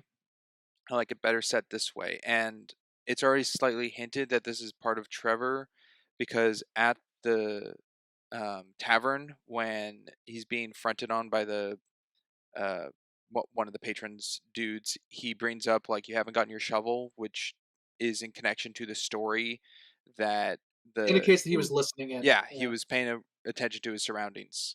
So I think that goes hand in hand with this as well. Then again, it does make it filler episode because it's just more of like a character, a personality trait of the character to do this than moving around with the story more so. Like he could have just gone in an alley and found the speaker, than going around tossing a Yeah. coin to I get mean, some dried lamb. it actually wouldn't be hard for them to do this because this is also kind of something you can technically infer if you wanted. Is that he eventually started hearing stuff about the priest and actually went looking for priests and just happened to find the two of them that way. Could be. Because he does hear stories about the bishop and his men in the market when he's collecting information. That might be a reference to Castlevania 2 Simon's Quest, because that was kind of like the first game they did that had like a role play dynamic where you had to actually find townspeople and ask them questions about where to go, kind of within Yeah, the which world. is I definitely think this is a reference to that. But also, I think just because the way Trevor is, this is the best way to get the lay of the land. Oh He's yeah, at a market. People are talking to each other at a market because that's what people do, and he gets I that will. gathers information. Yeah, I will. I will. I'll go with the fact that it's less a reference and probably more just a common sense thing. I Yeah, think at the end of the day, it can be both. It can be both. it can be both. But I'm sure it's more of just a yeah. Yeah. I would love it S- if it is a direct reference, but I'm yeah. sure it's probably Springs, did you have anything more to add? On Kind of to that, no, but I do have other points. okay. Yeah. I have a So I guess question for Sprinks regarding that a okay. little bit actually. Yeah. You're saying that episode was a filler episode. Are you saying the whole episode or just that segment of him walking around was filler? That segment definitely, actually, probably this whole episode. If any of the 4 episodes are a filler episode, I feel it's this one. I It's don't know. heavily We dialogue get and not a important lot of action. information. Yeah. Well, Well, action does not equate dialogue. to non-filler. Yeah, and neither does dialogue equate to We filler. get plot relevant stuff being the speakers, and it the whole speaker thing leads to Alucard at the being the climax of the season. So I wouldn't say this is filler. I could say it's slower or has filler moments, but I do for like me. the aspect of him talking to everybody because it makes him coming across the priest less convenient. Because Yeah, if we just cut to him finding the priest in the alleyway, that's pretty darn convenient. But we get to see him actually travel the whole place, so that makes it more believable that he could come across him. Yeah, There's and like I still said, yeah, a bit of there's still convenience involved, but it's more explained. yeah, like I said, I kind of agree with Crimson. There's a bit of convenience, but I think there's a lot of like he's here's about the story about the bishop's men. Here's the story about the sleeping soldier, which is relevant to Alucard. He gets a lot done in this particular part of the scene, and then we have people blaming the speakers, and we have people blaming the bishop in the sense that like the bishop and his men don't really believe the old wisdom of the stories that are told. So I I'm also kind of in the ground. I don't think this is. I wouldn't classify this as filler. I'll just say it's slower. I would like to point out that usually I think filler. That maybe this is me or whatever. Maybe everybody's got a little bit different point of view on it. But filler is usually something that for me happens that the main story doesn't have anything to do with. Like I Dragon Ball Z had a lot of filler episodes that like they'd be battling on Namek or whatever, and there'd be an episode about like going to the grocery store or something in between. That had nothing to do with Namek or anything, or that for me is like a filler episode. This might be more of a dialogue heavy or build heavy thing, but I wouldn't count this as a filler episode. I guess the easy follow up question is Springs is I don't know what definition of filler you're using. Being that this is a show, that's the situation. This is a show, Yes, and there's it is a 4 show. episodes. One of Yeah. them is to be that dynamic of a filler episode. Um, No, and to no, no. That necessarily doesn't fit Let him already. continue, Ryder. Yeah, yeah, Yeah, yeah. well, Let's see the whole thing. yeah, it's coming across that sounds like you're in agreement that they're out of these 4 episodes, none of them are filler. To me, for the tone of a story or whatever, it can't be action all the time. No, of course not. That would be very actually that would be just weird. I don't know anything that's like that. But there's got to be the one of the informant episode or the slower paced one. Of course, I mean there's slow parts in all these episodes. But to me, this one stands out the most because there isn't very any action. The only thing really is in the alleyway, and it's very brief. And it's more just about learning about Trevor after coming off of across learning about Dracula and Lisa and their relationship. So it's a slight yin yang to the next character of Trevor, but it doesn't focus far much on his past, but the present of 1476 we're in. Yes, because Yes. 22 Yeah. years passed in the first episode. And to Yeah. me, out of the 4 episodes, this one stands out as the most to be that filler episode type. I So you're saying it's the most to be a filler, but are you saying it is a filler? Actually, I think the first one would be more of a filler than this one because technically the first one is nothing but back information. the first episode feels like it's entirely prologue. Yeah. Like that's why I kind of asked your definition, Springs, because while you can, I don't know if you're classifying this as a filler episode or you think it has the most potential to be considered a filler episode. I'll go with most considered because of I do have agreements of what Sinister pointed out that a sub story that's not connected to the main is usually inserted in for filler with just identifiable characters from past and future episodes. Yeah. Generally, that's the cater. I'll go with the official terminology for a filler episode is one in which nothing happens to affect the progress of a long-term story arcs or develop the main characters. Like a beach episode in And anime. yeah, usually yeah, Yeah. And because praise the beach sometimes episodes that actually are relevant to the plot. That's what you do. There's yeah, always outliers. like a good analogy or a good like they found when they were writing Indiana Jones, bringing it back to Indiana Jones for you there. That if they do action scene, action scene, action scene, you're gonna get tired by the end of it. And it's gonna not. But if he does an action scene and then he goes take a shower in between, you have time to decompress and everything, and you catch your breath a little bit. So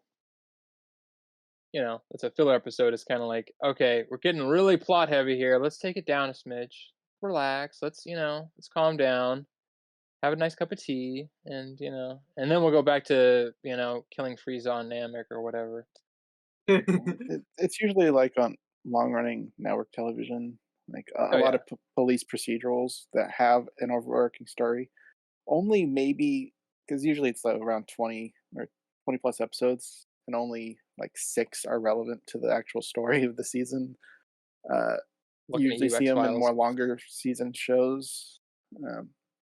So I argue a lot of the like streaming exclusive shows, like Stranger Things and whatnot, are less likely to have filler episodes because it has to be compact with everything being so short, especially this being 4 episodes.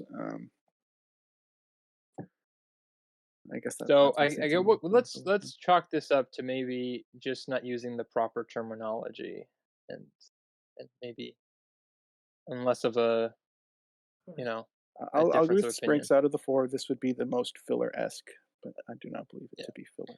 I think it also goes off of the tone shift of episode 1 to this, because 1 has a lot of destruction, apocalyptic, brimstone and fire and hatred and whatnot, and then this one's very slow paced, very little This is bit, man on the ground. yeah, Yeah. little Well, this is comedical bits here and there, so this it is is different.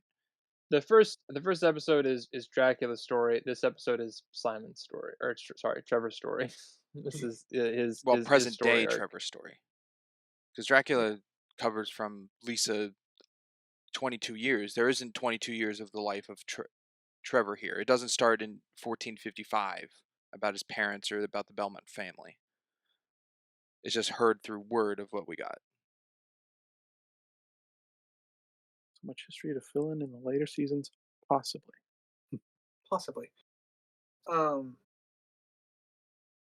I think you touched on it, Sinister, but I also really like the introduction to the old speaker man. Mhm. In that it also shows the corruption of in the church, even in The this town. priest, yeah. Yeah, it shows the corruption of the priests, and we get to it shows off Trevor's skill set as well. And now that he's sobered up, we can see how the difference in how he handles himself a little bit compared to when he's drunk and when he's not. Because Yeah. he's kind of taking a beating while drunk, but here, as you said, he's stone cold sober, and he can really dish out some damage. Yeah. Um, so I like that juxtaposition. Um, and I guess this is a kind of a character we're adding on to him. But I really like the aspect of it. Is like he's a very reluctant hero Yeah. because he hasn't finished the accumulation of reasons yet, obviously. Um, and so like he's trying to talk himself out of helping the old man first, which is the neat little tiny character detail I like. Before he ultimately steps in because he's better than that. Um, we get a lot of good one-liners here from Trevor. I'm not going to read them off, but there's plenty. um, Crimson, do you have a point? I do. I have a few, I guess, for when we do the wrap up. But I will point out. I'll say the speakers in general, but I'll start it with a line, a quote. History is a living thing. Paper is dead. I love that quote. That might be my favorite quote of the season, actually. As minuscule as it is, I just like the thought of it. Usually I guess these are technically zealots that they fully believe in Yeah. their religion they're going for. Usually that archetype or whatever classification would be bugs me, but I really like the speakers in this. That they really make sense with their beliefs. They're not too outlandish with them. They're willing to die for it, but they do tackle the repercussions of what that means. Because usually, how we see zealots in media is they're just gun ho. They don't really think about the consequences. They're like, "This is my goal. That is it. I don't care what happens because of this action. It's just what I have to do." They know what they have to do with their religion, but they say it within reason. And throughout with the elder, we didn't even know he had much of an ulterior motive with the hunter part of the prophecy. I So that's like later them. revealed. Yeah, I like them for the most part. I'll piggyback off that a little bit. I like them for the most part. I don't think it's in this episode. Yeah, I think it's the third or fourth one, maybe. Not like I said. I think the lighter ones kind of all flow in together a little bit. But yeah, I I think my only kind of issue with them is they have. I don't think I'm using this correctly. So, Ryder, you can maybe correct me slightly on maybe a better use of the word, but they have I feel like they have like an air of defeatistness about them where they're just like, oh well, if we get if we're gonna die, we're gonna die, that's how it is, and they don't really, he's kind of like, no, look, you can leave, like there's no point in Oh, staying. I didn't take that as defeatist at all. To be Okay, honest with that's you, I like I said, I don't think that's the correct word, but I don't like. I wasn't you very. I was like, think they're okay, all so Debbie Downers? Do you? not Debbie Downers They because had they're not like. acceptance. And It's the acceptance of it, but it's like the I feel like, okay, this town. I Granted, and by the end of this, I'm proven incorrect because they all get together and the town accepts them or whatever. But I feel like everything they were doing that was not going to happen. So it didn't feel like they were. And granted, we only get them from Trevor's introduction, so we have no idea kind of how long they've been there or what they've done there. So that might be another thing that's kind of fueling that for me. Mm-hmm. But I felt like, okay, whatever you're doing here is not working. They're gonna kill you. You can leave, and they won't kill you, and you can try and do something else. But just accepting, okay, we're gonna die, and that's the end of it. Didn't really feel like the Well, proper route. what if I add another interpretation to this for you? What Okay, if they're willing to risk this because they all know the full prophecy of the sleeping soldier because Belmont showed up? They then know that's fine. a hunter is Yeah, supposed to be a part of it, so they're all willing to risk their lives in order to just keep Trevor there. Because maybe at this point they know he's a decent person, even no matter how much he tries to hide it.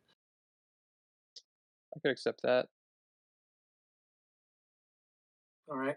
Yeah. I have another point. I also have a point about the speakers, but I'm gonna throw this at you, Springs. Before, do you have a point related to the speakers specifically? Otherwise, No. I'll go before you.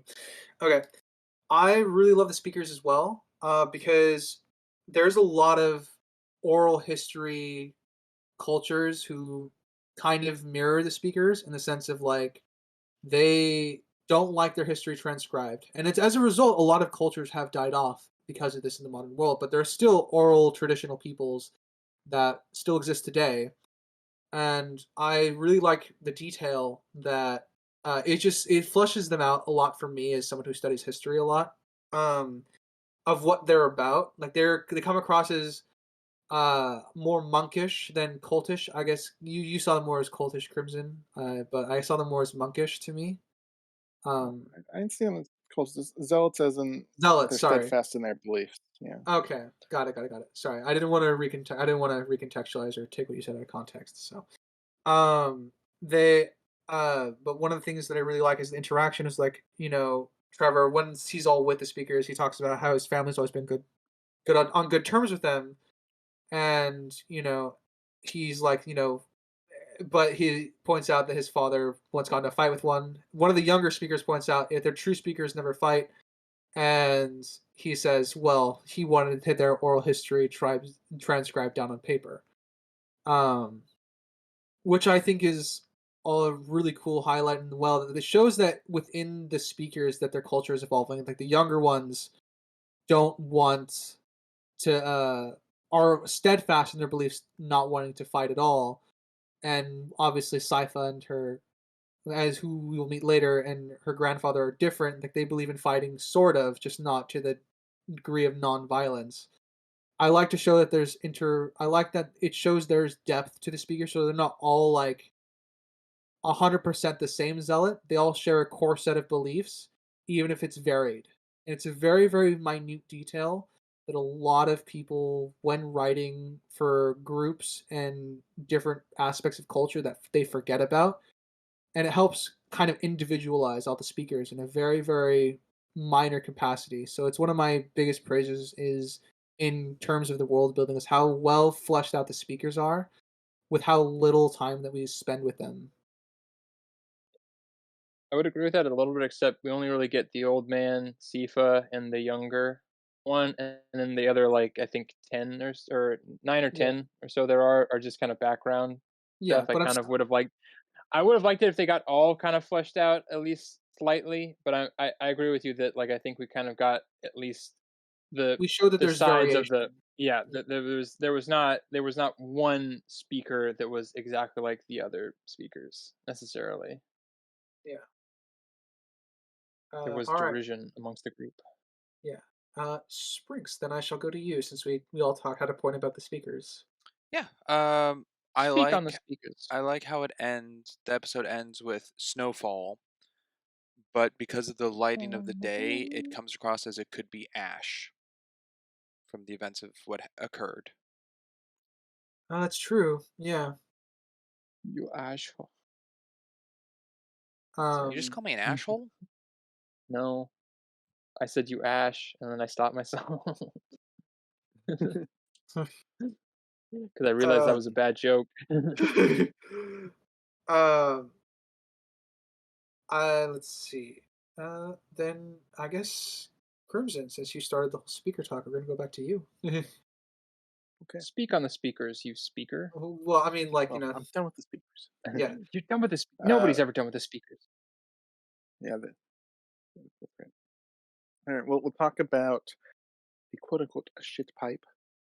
Uh, I don't know why he was able to access the castle through it, because it wasn't. Because I guess the Both monsters ends. did. They tore the Well, hinges one off end of was it. wide open, no gate or any barrier of any kind. The other end did have a gate or barrier, but it was broken.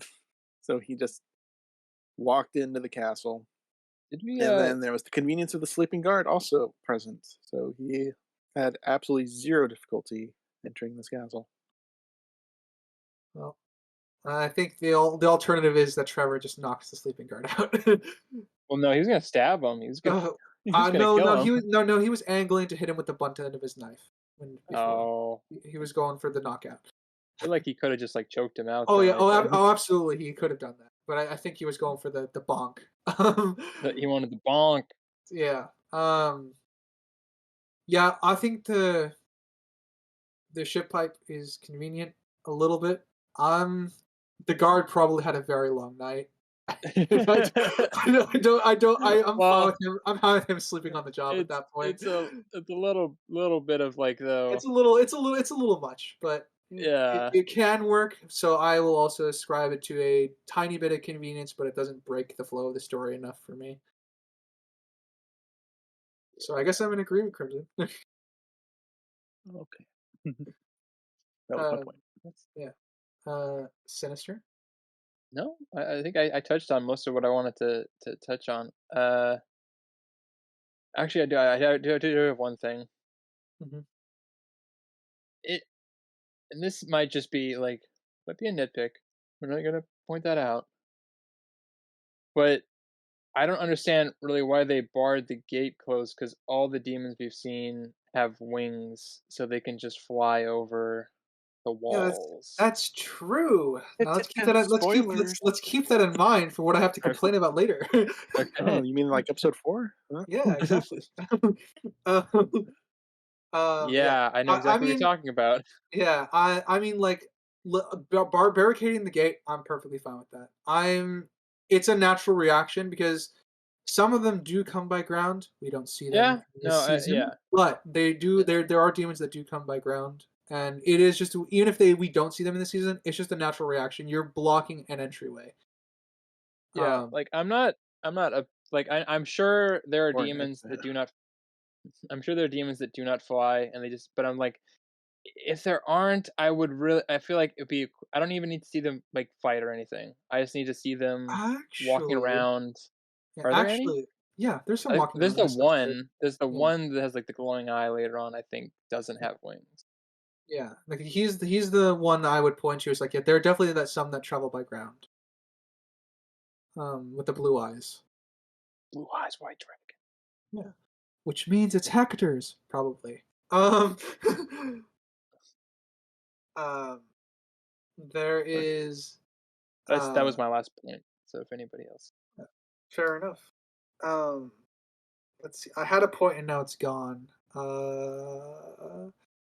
Oh does anyone yeah, else? I got Oh, one. I got one. oh, Sorry, I remember what it was.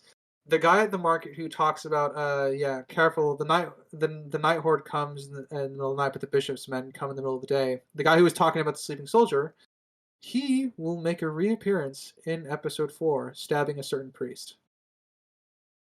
So I like that they oh. reused the character. Didn't notice that. Yeah. I thought it was. Um, I think it was a different one actually. If I'm not. There are two like the shopkeepers that look kind of similar, right? I thought they did a good job diversifying all of them. At Well, least I I could. feel like they did. I'm like maybe I'm thinking of the wrong one. Yeah, maybe. I'll have to rewatch it. There's a calm beard man. He's the one who talks about the sleeping soldier and says, "Careful, the bishop hates the old wisdom." It's that guy. Yeah. Okay, that guy. Yeah. I think it So was this guy. he's the first one to stab the priest, and I think it's somewhat fitting with what we see here, in that he's already not trusting of the church because he knows the bishop's men come in the day and stuff like that, and the fact that he listens to the old wisdom, as he puts it. It's a nice tiny little character detail that I appreciate.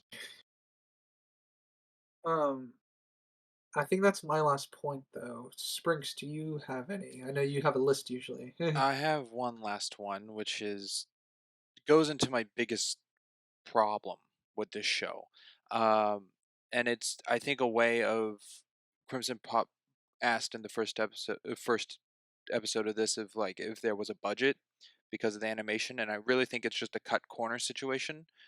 But the lighting is pretty bad, and um, my example for this is in the speaker house when Trevor is facing the two speakers in front of him, and we see candlelight across the fireplace and then candlelight in front of him.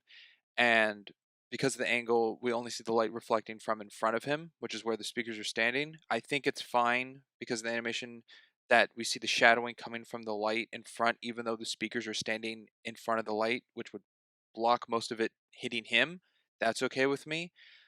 But then a follow up to that is the end of the episode, pretty much where we see the back of him like facing the fireplace, the light's only coming from where he's facing and not from the side where we saw previous candles.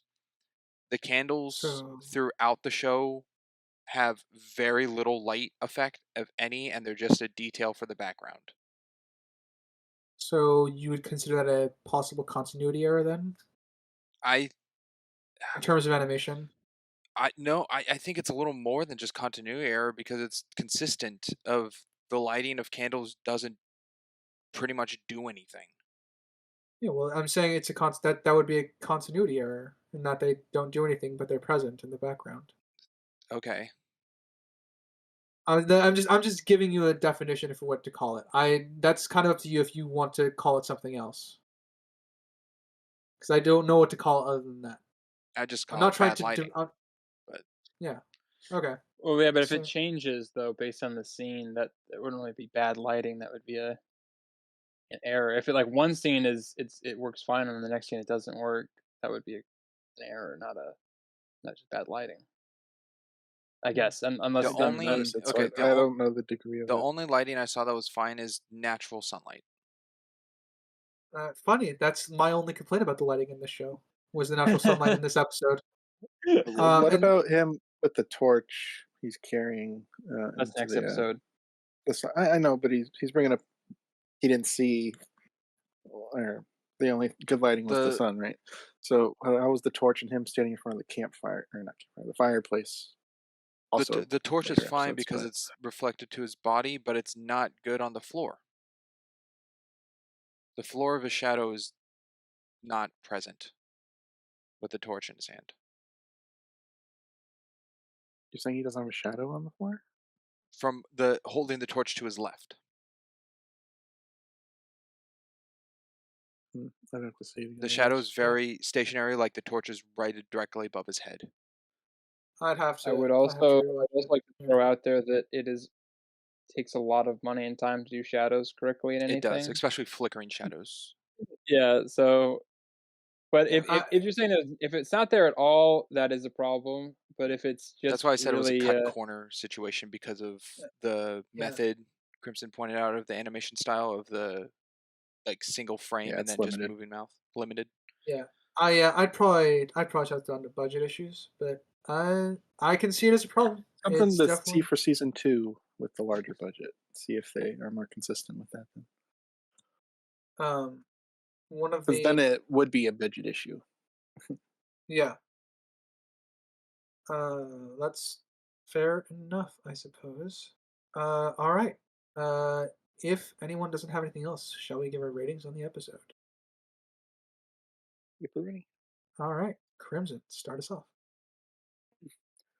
Because it was a little slower, did lower my subjective on this one compared to the previous 6.5, and objective 7.5. Sinister. I am still at a 7. I liked Trevor's introduction a bit more, but this was a bit slower of a episode to introduce him into. So All right, Sprinks. Objective 7.5, subjective 6. All right. Subjective 8 for me, and I think I'm at also an objective 8 as well. All right, and with that, we can go to episode 3. Um, let's all do it. right, all right. Spriggs, why don't you start us off? Sure, I just realized we haven't been going over the episode names. Oh, okay, I can That do Um, that. matters at The all? first episode is called Witch in a Bottle. Episode 2 is called The Necropolis. Episode 3, which we are now on, is called. Hold on, I Labyrinth. scroll through my notes. Labyrinth, yeah, the first one is actually called the Witch Bottle, not Witch that's in a what I Bottle. said. I think you said Witch in a Bottle. Yeah, I heard No, I witch said Witch in Bottle. a bottle. Oh, It's no, just witch bottle. I thought I said Witch Bottle, so. Uh, No problem. yeah, my confusion is with the first one. What is the bottle? Well, you know how like there's a genie. I mean, yeah, but Lisa doesn't come out of a lamp. No, but she unleashes what was to come, not by her own doing, but by being killed.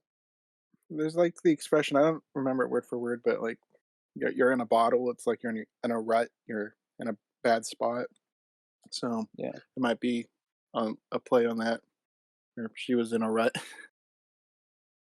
He was on a fire. Okay. Okay, and then episode 2, Necropolis. You know, it's a dead city, and then Yeah. Labyrinth here. So, I guess I'll begin with it's a very interesting method to get to the catacombs below. Ugh, And later I on, talk like about that later. well, Yeah. later on when we realize where Crimson. the speakers have gone, did they all have to go through that? Because I don't think Uh, they're have the agility to do what Trevor did. I don't think they um, didn't all go down there, did they? There was only the one. no, there No, was a there few were of them. They were all hiding down there at the end. Oh, sorry, Where later on. Trevor I thought you were hid them. Yeah, I thought you were talking about this episode. Like they all went down there. I'm like, no, they didn't go down there. yeah, No, that when is they all went also to a get hit. problem. Oh. Yeah.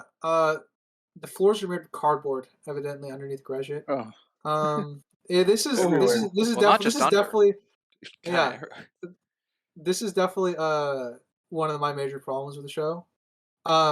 Though as a Floor funny just meme, exposed. I wrote in my notes this could be a reference to the fact that Castlevania is also a part platformer game. However, it's still bad here. I'm sure those are the platforms that you only have like 4 seconds to stand on before they crumble. Yeah, that's Yeah. kind of what it feels like. Because it just kept happening. I definitely chopped this down to a big plot problem. It's just getting characters to places. I Yeah. I'm in agreement. I found it even more of a problem that he's unarmed in every occurrence, not a scratch. Oh, I said unharmed. Okay, I thought you said unarmed. I was confused. Like, no, he's Sorry, He was sword in unharmed. hand. his Sorry. arms were Yeah, taken off. no, I agree. The falls would have killed them. There's a lot of plot armor also happening here. He's I don't know the lore. He's just a normal human, right? He's not something special. I think he's just a normal guy. Um, He's had training. it's Obviously, in implied. the season it's normal guy, but I don't know overall if he is normal guy or not. It's implied the Belmonts have some sort of mutations about them, but it's not like they're vague about it in the games and they're vague about it here. They're just vague overall. They're vague overall with it. So you can definitely read into him being a normal person, or you can definitely read into him being kind of more on the mutant superhuman side, but not to the degree of a vampire, obviously. Off of the Castlevania wiki from Neoseeker that I'm seeing now, Trevor, like his mother, had superhuman strength. Okay. Well, that explained why he was able to go hand to hand with a vampire at the end of this, strength wise. Yeah. So, like I said, I'm not surprised. We don't really get. It's more of a show and tell thing with the It would be show. very subtle. Yeah, Yeah, it's with them. it's definitely more on the show and tell side with the show because it's there, especially as we progress into later seasons. But yeah, I agree. There would be some fall damage. I'm fine with him surviving it, but there would be some fall damage. Not from necessarily the fall, but from debris and other things. Because he does fall at least a shorter distance in this first episode when compared to the last one. And he's not landing on flat stuff either. It's very jagged Yep. debris. Where are we just gonna become the how it should have ended, where he just like breaks his legs and arms and gets his skull crushed in by a brick He's or paralyzed something? and stuck Well, at down least there till he give, Yeah. dies. give him a scratch. Show that he's bleeding or something. Give him, Oh give him yeah, some no, I'm damage. just, Yeah. I'm not, no, I'm Give him making a fun of the wound. fact it's like obviously anything, yeah, is Yeah, yeah. they could give him a tear in his cloak, and he goes, "Oh man, it was my favorite." No, they couldn't because then Crimson would say, "Oh, just a tear in his cloak, huh? Just a tear in his cloak." Oh my I gosh, would you have, know me so well. I would have taken it over nothing I agree. because it even shows that the cloak There should is have been something. fine. There should have been The something. cloak right? doesn't have superhuman strength. Yeah. He should have popped Yeah. his arm out of his You socket. don't know. and had That to- could be Doctor Oh, Strange's that is cape. true. This We is don't. the origin. You know what? My mistake. I don't know what the cloak's made out of. I don't know what his clothes are made out of. Well, the fact that he just throws it away, probably not anything special. He just drops He's it in the got- speaker house. He's got a He's got a condom. no consecrated whip. Who knows Concentrated what his cloak. clothes? That's true, but still funny. So Like, I wish he had some damage, but agree. I feel like for us, the kind of podcast we are, if it wasn't as severe as it needed to be, we would still rag on it. So it doesn't. It's not my biggest problem. Yeah, I mean, like, there's a degree of to the problem it is. So, like, this kind of it's If one if like we I had say, seen like it was like one like floor of like like, one story of like a house or something, fine. He doesn't need to get too banged up. But if he fell like literally like a warehouse, Does yeah, Does like I anyone said, recall the healing mechanics in Castlevania? Like in the you game, have to get holy Never water. played it. Don't know. it's holy water. There's no way that's the only way to heal wounds in this Well, I world, was just right? trying to Right, think. Ryder? Like, There's no no, way. Is there any there's in the no oh, yeah, regeneration factor or anything? that's Yeah, gonna be a very there's no health computer potion or healing magic or anything we see. Well, there's you nothing in whip. the show, I can so in the if games you whip a stone wall and a pork chop falls out, and that's how you heal. Okay, so it's yeah, food. so yeah, Is that so true? we can't really Pretty compare that to much. this, though. Well, it could be the lamb he ate in the morning. No, we're not gonna do that. It could be a reference. Yeah. It's probably a reference, but no, that's not how the healing factor works in this show. Yeah. It's not that. um, Castlevania. So uh, yeah, so he's totally fine. Dusts himself off. Goes and well, I mean, walks in all we cool. see also some interesting things about the castle. We see pipes, like metal piping, and things that are abnormal. Like electricity. Industrial age Yeah, stuff. I guess.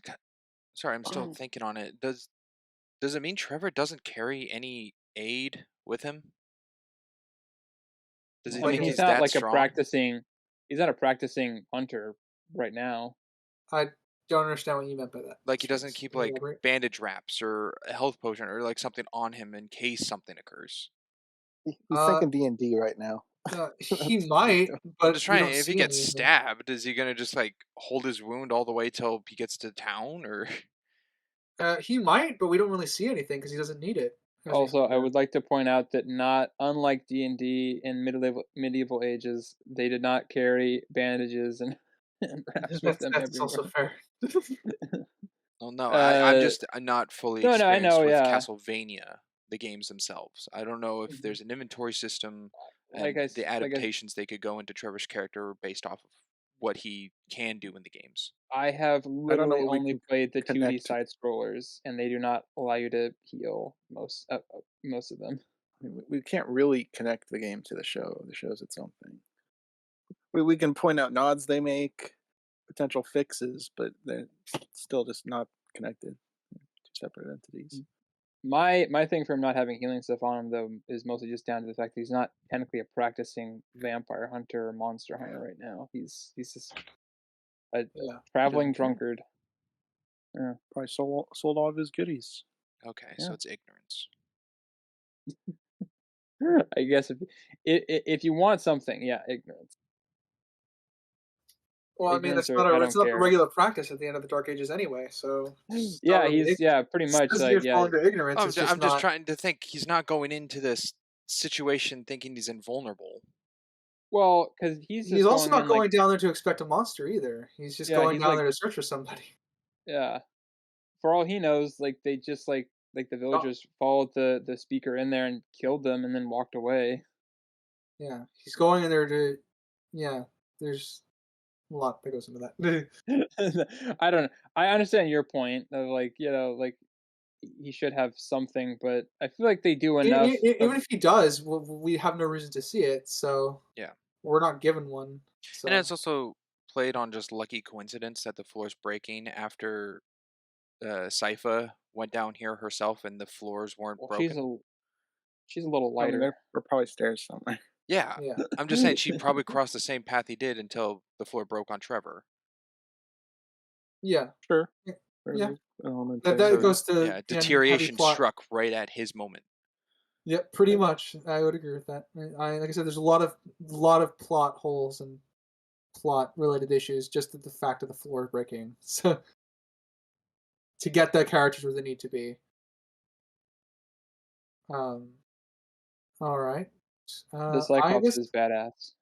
It's pretty fucking good. Fuck is I? Pretty, It's- it- Is pretty is fucking metal. I guess this just goes into another question about the lore of the Cyclops or the game, but is like the eye changing shapes like determining the outcome of what it does? It Um, probably could have normal eye and stone eye, and it could be like a Like, lens. the games I Yeah. played, the bosses are mostly like traditional movie zombies, like Frankenstein and Dracula and all that stuff. I don't think there's a Cyclops in the ones I've played, so I don't there is know. there is a Cyclops enemy in the games. I just don't remember which one it is, and I don't remember much about it. So more in the vein of Van Helsing. Possibly, yes. Who was also in the Castlevania games.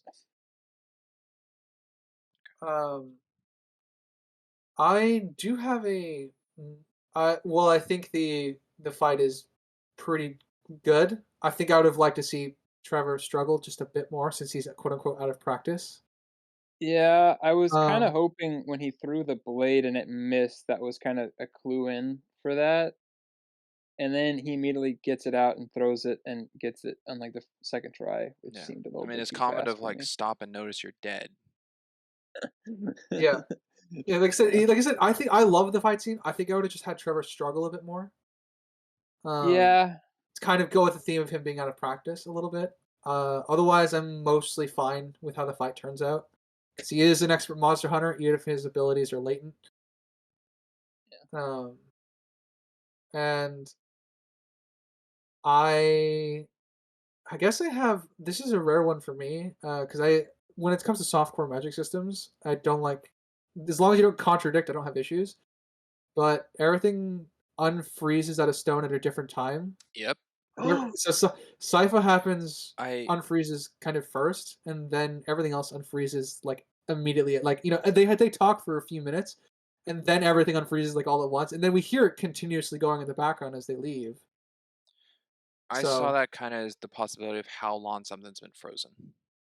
yeah, I That's the it's way you kind of have to think, but Yeah. yeah I don't think that's that's what exactly it how is. I read it, but I still think it's a little bit of an issue in that we don't they could have just done a throwaway line with that because also that's essentially how I read it as well. the line that he like froze them and then was living off their fear, like at least like three of those people are dead, so I don't really know what fear he was. Yeah, That's that also true. I did that too. He's not getting anything out of the dead people or cracked, Yeah, which went into my thought.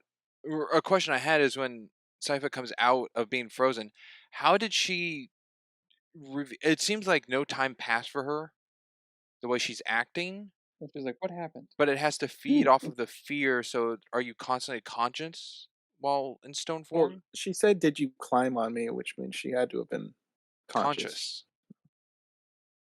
Man, Yeah. okay, she's just very The calm about the whole thing. Well, I mean, the first thing she does is throw up, and I do like the parallel that we meet both of our other main protagonists puking their guts out. That's the first thing they do. I don't know. It was just amusing to me. But yeah, I am. She's very calm and collected about the whole thing after puking her guts out. Yeah, as one could be. um, as for why the others got spared, or the others didn't get spared, I presume the Cyclops is one of Alucard's defenses, as we come to find out, to prevent monsters from coming to visit him. Yeah. Um, is it possible the reason he killed them rather than instilling fear into them is just never mind. It's gonna break either I'm way. like, wouldn't the Yeah, Cyclops then starve? Or Yeah, well, maybe. Like, I don't know. Like, it kept one of them preceding things alive. They were already had rotted away. I guess like he already ate all their fear or whatever the fuck. one had no He head, so I don't think they had any fear to latch no on to that no, the one dead that one is ones. dead. finish. Yeah, Yeah. that one's dead. And then there was another one with two parts of his body. Yeah. My issue with the Cyclops, other than what has already been stated, is an issue I have with a lot of superheroes, monsters, whatever, that have powers related to eyes, where eyes are the fastest muscle in the body. So him just looking at his target is faster than whatever their target can react to. So when he was moving his eye all over the place, the laser following him everywhere, I'm like, what the heck are you looking at? Look at him. There's not like a big delay between his laser leaving his eye and hitting the ground. It's a problem I have just with eye powers in general, but it was That's fair. pretty glaring Well, that's here because the everything beam kept in going up, down, left, right, doing circles. yeah, I don't know not to what be he was that doing. guy, but that's everything seen in reality. We don't know Cyclops' muscle movements if the eye could be the We slowest know moving how thing. eyeballs work. And, okay, well, let's go with it. He has slow eyeballs. He's lived with it his whole life. He knows how to lead a target. Then I mean, That is true. He should be smart it's enough, wrong, whatever it is. unless he's low on intelligence. That's what I don't I'm know. saying. So Yeah, I mean, the only because I'm in agreement, Crimson. That's a problem. The only justification for it is the same justification we would give to the likes of Superman with his laser eyes, in the sense that like it takes effort and power to use the laser eyes, so it's harder for him to turn them because of that. Because he's like, it's essentially a power thing. Um, that would be the only equivalent I could think of to draw to this, is that it's not fitted with the movement of its eyes. It's literally like a power up that you have to sustain, and that takes effort. Um, and I don't think that fully justifies the scene either. But that's kind of the only implication that you have to read into it. Because I agree with you. That's usually the main issue I also have when it comes to monsters, superheroes, or whatever that have eye powers. I think the best Eye power. example of an eye power would be Cyclops from X-Men. Yeah, That has a lot more, I think, example to it. I mean, then again, this is me knowing more of the Marvel that's X-Men less of than his. Superman, but I think they explain it a little more than Superman just firing a laser out of his eyes, because Well, clearly every single form of these can see what they're doing. There's no one who shoots yeah. lasers who's like blind.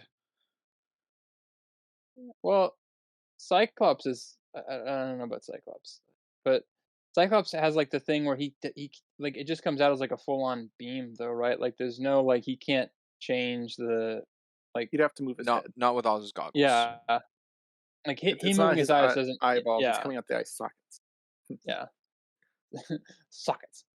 Whereas Sockets. like He's got to move his yeah head, not his eyeballs. and like At least that's my understanding. Superman, depending on which version or whatever, he can like squint and it'll be like a lesser or something or what he has a little bit more control. I think so. The Cyclops might fit into more of the Cyclops esque thing. And I think traditionally Cyclops are kind of slow, but they also go with what Crimson said, that he would have learned how to, you know, Live with track a it. target. Yeah. Well, yeah, like to be able to, not have it be like a hindrance anymore and have it be, I just an advantage. Sorry, you just gave me an idea. I just find Yeah. it funny, the idea that this Cyclops just might be a year old, because that's how long Alucard's been here. Yeah, just 1 year, Um, maybe. but I find it You funny know. that that's what a baby Cyclops looks like. That would be funny. Yeah, they're like Um, actually like 10 feet tall or something. um, I guess, Sinister. Do you have something? I like that we get reintroduced to the bishop. Oh, it's such a good I mean, scene. yeah, and he's gone full full Power hungry. yeah full power hungry and crazy, like full full on crazy. Um, and he's deluded himself to believe that he's still correct. Yep. Um, yeah. I still like Trevor's back talk to him until Trevor realizes how insane that he actually is. Well, yeah, Even because he's like going back and forth, and then he realizes, oh, this guy, I can't like make fun of this guy because he's fully insane. yeah, he actually shuts himself up and just agrees with what he says. Like, okay, just need to Uh, get out of here. yeah. Uh, Perhaps I missed it, or you guys can just tell me so I can understand. yeah. Why did he let Trevor live? uh, He pretty gave much, him a chance to leave. yeah. Well, Well, he says he wants him to leave because he doesn't want to dilute, like, with the whole populace, because he knows the whole history behind the Belmonts, right? So he's allowing Trevor to leave because he knows that he's working with the speakers, and he wants him to leave so the speakers are easier to deal with, pretty much. And he would have heard like from like the other priests like this guy's not to be fucked with, as he finds out. Well, So and he also Why would also, he have doesn't a probably want to one-on-one waste the with him then? manpower. hmm? What'd you say? Why would he have a one-on-one with him then? Well, He'd be a he has no intention to physical kill him. threat. He Yeah. doesn't know Yeah. that. Well, no, I'm saying the priest himself has no intention to kill Trevor. Well, yeah, which leads. I don't know why he doesn't. So You you don't should know just why like the throw a priest knife doesn't He kill Trevor? yeah. because he can't. He would just kill him. Yeah. Perhaps I need to set up a scenario. So Trevor is a thorn in the side. He's a problem. The church doesn't like him. The bishop doesn't like him. The bishop summons him before him. And in the eyes of the priest, he's a vicious killer, right? A He's competent got vicious this killer, though. Sorry. still. Uh, so one problem: why would he just do a one-on-one? Because presumably Trevor could kill him. Two, I would have thought he would have done something like Shrek 2, where Okay. the whole area is surrounded with archers and you kind of can't do anything about it. He has no security detail to ensure he survives this talk, and he has no reason to let Trevor live. I don't know. There's no pluses to letting him live, but there are pluses to killing him. Well, No, the plus to letting him live in this instance is that he doesn't risk any of his men. yeah, because essentially he's going to be using his men to kill the speakers because that's their scapegoat right now. And Do you so think he far, cares more only about his men than his goal? well, Well, I his was goal is gonna to say, kill the speakers, and he needs men for that. So yeah, those kind of are intertwined. if yeah, because they have to get the people into a frenzy. So if it's like, oh, we only have like 2 priests left. We like sent the others to kill this other guy or whatever, and then it's like, oh, okay, so that you don't really have any. We don't like if this fails or whatever, we're fucked. And yeah, you know. But I think the other reason why he just sends him away, one probably it's like, okay, this guy's already fucked up like 2 of my guys. We don't really have the manpower probably that would be worth wasting on this guy. So I'm just gonna kind of let him leave, and then it also has the double effect of like, if they found out that like a Belmont was there and the attack still happened, he would lose like all of his leverage, along with the men that he's already lost probably from the raid of this, his control over these people. Because they'd be like, oh, well, Belmont was here. That's why Dracula's still raided or whatever. And they also the other because I mean he wants Belmont to leave the city. Pretty much is what his goal is. Um, he frames it in the sense of like he doesn't want people to get the wrong idea since he's all as you say, Sinister, he's framing the speakers, but he also doesn't want people to suddenly find the fact that there's a monster hunter here now. He doesn't want that to be an out for the people to suddenly put their beliefs into again. Because he also hates the old wisdom. He probably hates the story of the sleeping soldier, as already said. So Okay. I don't know. I'm still on it because just killing him is a better solution than sending him away. But That's what I'm saying. in your world, though, he would kill. He couldn't though. That would be the last thing. so He the has choice Kill him. men tormenting this entire city. It's not just like a handful of guys. And when Trevor's running around fighting them, they're down every alleyway stopping him. I'm not convinced on the limited numbers thing. So I think it would be easy for him once he has him trapped in that church to kill him. Crimson, do you think Yep. the bishop has enough power to cover up the word that he was the one to kill Trevor Belmont? Well, they don't like People would Belmont. cheer. They see Yeah. him as a bad guy. So. Okay, so word would spread I that don't the see bishop is the one who killed him. or ordered it. Sure, I don't think the population would have a Okay, problem and you with see that. that beneficial. For the bishop to kill Yeah. Trevor. Yeah, For that news to spread that he's the one. Okay. Well, the news I don't think matters. That doesn't paint the priest in a negative light from how Well, everybody in views the his Belmonts. scenario, in his scenario, the only people who would know that Belmont probably died is the speakers. They would be the ones that would notice his absence because while he went around and talked to everybody, he doesn't really, you know, Well, that's why I was asking if the make bishop would much of an cover it up, impact. or he would spread the I don't think news. I don't think the bishop would have to cover it up or Yeah, spread because the news. Like I don't. generally, yeah, It's irrelevant information to the Yeah. bishop. It doesn't change his goals or anything. Well, obviously, it makes it easier to kill the speakers, but I mean, in terms of the populace, it doesn't well, at change least I the will say subject. this though, for his, I think he views the Belmont, even though, you know, the family's been, excommunicated from the church and, demonized and everything. He understands that they are, you know, good at what they do. They are good fighters. They're good warriors. Like they're not without their benefits. And he is now like, kind of deluded himself into believing that he is the church. And so, okay, maybe if I give this guy what he would consider his freedom or whatever, he'll be on my side. And, granted, I think we all know that wasn't going to happen.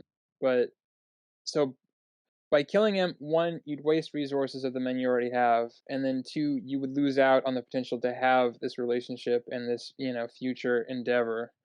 Because he probably knows, okay, in the back of my mind, killing the speakers will not do anything. But if I have an actual monster hunter guy, I can maybe, Oh, I that can would He use be that to my believes interesting. advantage. getting rid of the speakers would solve his problems. Well, yeah, We that's don't get he's anything fucking on the crazy. back of his Yeah, he's mind fucking great. saying Yeah. what if. Okay. Then my point's invalid. I'm sorry. You got me. Sorry. No, it's the You point of the ruined discussion. the show. The show is over. We can't have this anymore. No more episodes. Yeah, the only thing you have to do to fix this scene, really, is just have uh, guards there, pretty much, for the priest. You can have them No, in. You can no. have them in the Wings of the Shadows, like like you want to still retain the concept of being a one-on-one, but you can have priests like in the wings of the church, like I hidden think away.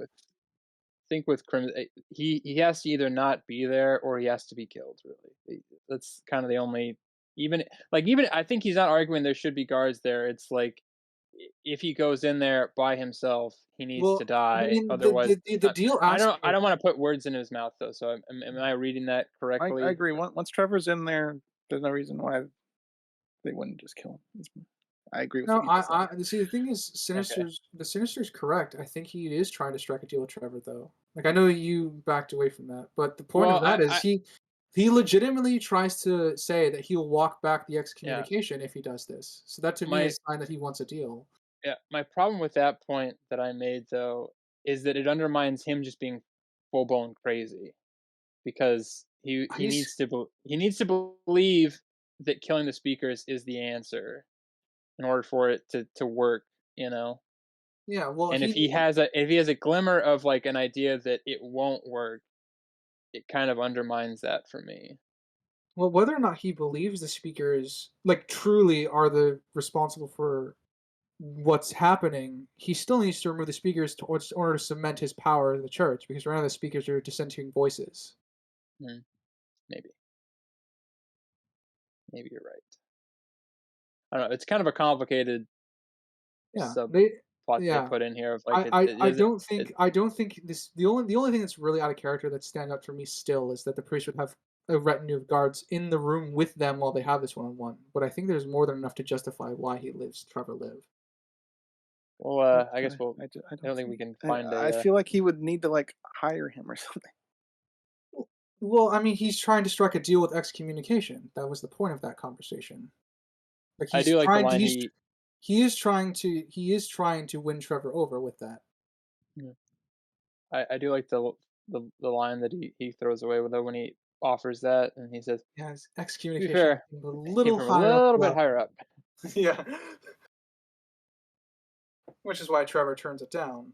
But Yeah, yeah, no, but so is there. all right, I guess agree to disagree, Crimson. Yeah, I think we're at that juncture. We're at Alright. an impasse. All right, then Springs, you haven't said much. No, I find Take it it highly on. convenient that Trevor points out that a priest holding a knife is a big thing, and yet when he gets pretty much abducted to go to see the bishop, there's so many priests with weapons, but not a single villager to witness any of it. The only it's that's convenient. The only good thing about that is they've made a show of this is the more run down side of the city, so no one tries to go there, especially since of all the night hordes. I don't think it's enough, but I agree.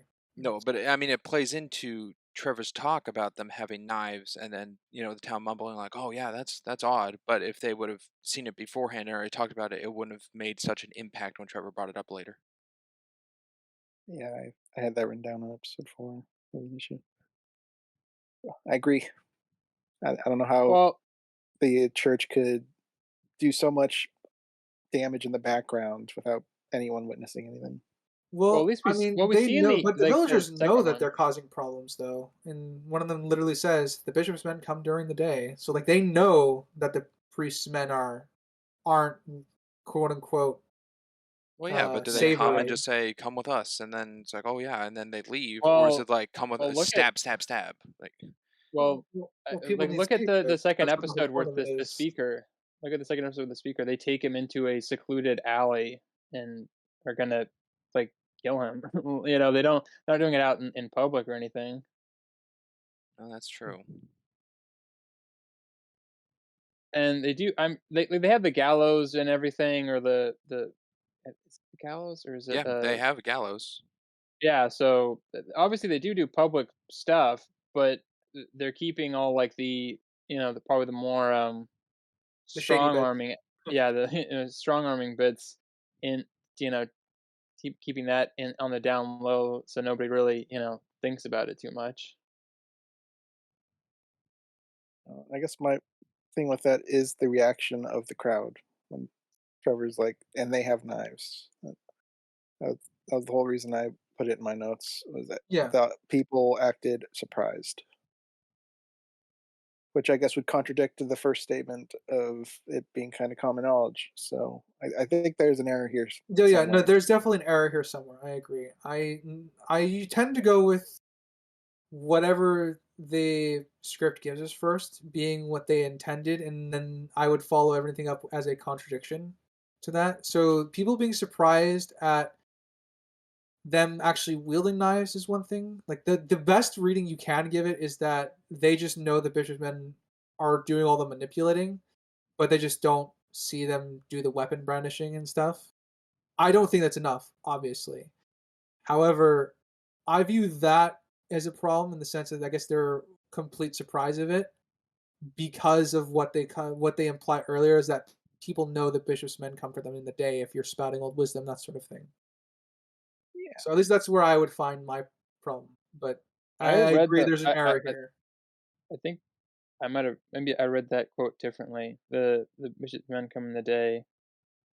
I read that more as like, oh yeah, we get attacked at night, and then in the morning the bishop, like only at the daybreak do the bishop's men come to to help us, kind of thing. I didn't read Yeah, it as like, I have it written down here. The new bishop hates the old wisdom. Dracula's monsters come at night, but the bishop's men come in the middle of the day. so they're not like actively defending the place when everything is going I guess on. that would be When an I think maybe it's interesting way maybe to that paired would look be at with it. the Dracula's yeah. monsters, yes.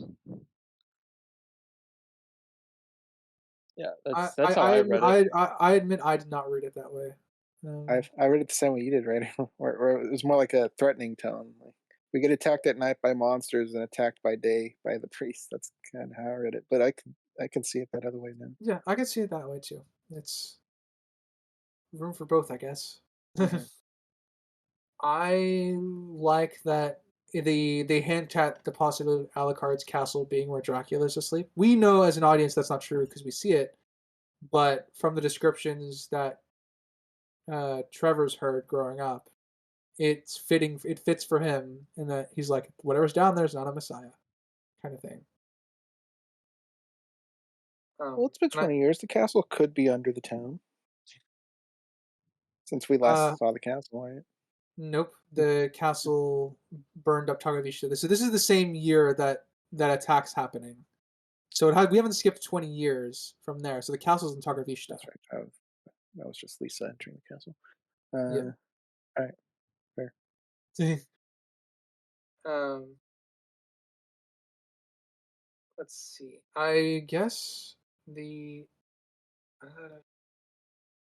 uh, Sinister. Do you have any points left for this episode?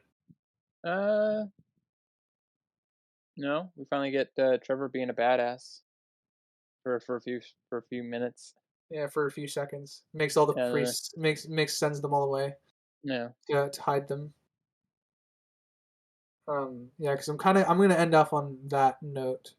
Yeah. So, I like all the conversations that Trevor has with all the speakers about that he didn't run away and stuff like that, and I, how he I puts really his liked foot it down. Yeah, there's a lot of good back and forth here in dialogue between Trevor and the speakers. because I felt like it could go either way. I could see the speakers convincing him, or I could see him convincing them at this point in the show. I thought it was a pretty engaging debate. Yeah. Do they stay or do they go? Yeah. I mean, he makes them go at sword point, but By the end of it, yes. yeah. But during the whole debate, I didn't know which way it was going. Yeah, that's the sign of some excellent writing. And Sypha gets one last point. Sypha gets a good jab in where she's like, I could piss in a bucket and tell him it's beer. Oh yeah, before he gets Yeah, accosted like by the leaves. bishop's man. Yeah, yeah. Sypha, he's Uh, rude. yeah, Sypha's great. But yeah, do you have anything, Springs? Before I guess go into the last scene. I mean, being popular. Yeah, I got other things. But you should probably start kind of trying to get those in, then so we don't just backload them all at the very end of it. Well, sorry, I probably- thought how Ryder pointed was going to like each point of view to someone to popcorn to, Well, and I then it's think we kind of realized adapted pretty into early like on thoughts on one scene. Well, I mean, I'm allowed to branch it out to. That's what I'm saying. We can Yeah. discuss things Okay. branched out from the scene. Okay. Yeah, I'm going for you to popcorn. Yes. Gotcha. Yes. Again, on the lighting thing I touched on earlier, when the mob breaks down the door to the speaker building, the light is coming in at an angle, downward, which seems to be coming from the sunset because it's red lighting and not from like the torches of the angry mob carrying. Otherwise, it would be like more facing forward into the room rather than down arcing to the shadow. To play again that the candles in the background have no effect on anything because all the light's coming facing to shadow on the characters from the open door frame. I don't remember candles being lit in that scene, so I'm just gonna have to nod my head and agree with you. I can't picture it well enough to give a definitive answer, but is the sunlight brighter than the candlelight? I can't picture what you're It describing. could be, but there's still lit candles in the room. It just seems to be like an or not overforced, but like whatever they want to be one point of lighting is where the shadows reflect from, and not all the lighting used in one area. Like for example, when Trevor went to the church and talked with the bishop, the lighting was only coming from the stained glass window in front of him and not the candles going down the two aisles. Yeah, I'll have to But then again, the take your word bishop's on that. face still had enough light on him, even though he would have been silhouetted if the only light source was coming from the stained glass behind him. So the candles in that case did illuminate him. I mean not to ride that point because I'm sure there's something in there and it might be an error. It might just, but with we're also dealing with animation here. It's not the same thing as like a live action thing where it's very easy to make all of this No, be very no. But if you have a multiple layers of shadow things. present of the Oh yeah, lined no. Like I coloring, said, I'm not. then the light Yeah, source directed towards it needs to be somewhere. So that's what I'm saying. Because the bishop was not silhouetted when talking to Trevor, The candles that are in the background are illuminating him, so they have an effect in that regard. But doesn't a bigger light source affect like an area more than Oh, absolutely. In real life, a yeah. yeah. Well, okay, but I'm just trying to get like the baseline. So, and what scene are we talking about specifically? I because there's There, multiple scenes. there's two. There are two scenes. He's talking about the scene where they're breaking down the door for Trevor being revealed by himself, and he's also Mhm. referring to the bishop scene when Trevor goes to talk to the bishop. Yes, the Right? door breaking down one, the light is only coming from the door, even though there's candles in the background. The cathedral scene with the bishop, the light seems to be coming from the stained glass window behind the bishop, which is giving light to Trevor so we can see him. But because that is behind the bishop, it would have silhouetted him to Trevor's perspective. But it's not, because there are candles on the aisles to give reason to why we can see the bishop fine. But isn't there a big stained glass window behind the bishop also in that scene? Yeah, that's what I'm talking about. That window gives light to Trevor. But it also gives it to the bishop because the bishop's standing in the forefront. Yeah. If No. you What were he's if you were what standing in would, Trevor's shoes, looking up at the bishop with the stained glass window, he would be silhouetted in black because the light is coming from behind him. There's no light Mhm. hitting him directly on his face. But that is fine because there are candles lining both sides of the aisle. It sounded to me they just did mask lighting. They didn't really go super in depth with it. Most animations do that where they typically focus on one light source, even if there's multiple light sources, because the drawing in a 2D animation, 3D is different because that's all in a computer that renders the lighting for you for most scenarios, unless you want a special effect. But for 2D, it's generally one direction because it just gets too complicated to take into account everything. Like this instance of Trevor in front of the priest, technically with all those candles, it'd be like 20 different light sources on him, creating 20 different shadows off his clothing. Which goes That's not into feasible. the That's not budget for the how these things rendering work. of No, the even show. a well, no, high no, no. budget That's one not wouldn't do that. feasible. That's They not don't Yeah, do feasible. that. For this movie. Uh, the only time they usually execute multiple shadows in a 2D format is when a character's on stage, where you get to see like 3 or 4 shadows on the floor. That's usually when they put in the effort because that's where your For brain would expect to see perform, him very clearly on a performance. But if they include every single light source in every single room from anything casting it, like these candles, that's just not feasible. That doesn't happen in 2D animations. so yeah, because it would, even if you had like a whole studio working on it, it would take up an obscene amount of time, and it would and it would look bad too. It wouldn't really look that good. You'd be like, oh, this is like kind of too much for my eyes. I don't really know what's going on here. it kind of falls into the style of 2D as a whole. Yeah, there's some, obviously they could go more complicated, because I mean there's definitely, like Arcane is a good example. I think but that's more 3D. That's not 2D. But yeah, 2D. This is kind of like the limit because you're mimicking a 3D space, I so not everything is going to be. Yeah, I I Uh, wouldn't don't go mean that to be far. I You attacking can on the improve animation this. style. And not by like, and what you just said, Crimson, not improve it of like they need more servers to render, but they could have just solved it because they even show when they're breaking down the door, Trevor's in a pitch black room and it's the light from the axe or whatever's breaking down the wood on the door to give light to his face to know that he's in there. But then when they enter, there's candles in the room and those candles were not active at all because he was in darkness. He didn't, unless I'm to believe that upon them breaking down the door, he lit 20 plus candles in a matter of 2 seconds. well, you know that's not true. No, So I know No, that's no. not In true. this example, you're taking it quite literally. This example, because you pointed out torches, not casting stuff. This example of the door, that is an artistic license. That is not an error. It looks far more visually striking seeing a dark door with light coming through than a lit door with the light coming through. That was an artistic decision. They ignored those candles on purpose so they could get the shot. Same with him being casted in shadows. It just it's a No, visually I striking know thing, that's a not a visual strike realistic thing. and works, and that's fine. In that instance, they should have just had the candles not be lit. Because then that would have been why he was in darkness, totally fine. Why the light's only coming from the doorframe, totally fine. But They could now have they just would they Why would is also he in a pitch black room? Because then he'd be in a disadvantage on any assault. So then, there would be issues with that as well. they'd also have to totally redo the entire room to have all of the candles be off then.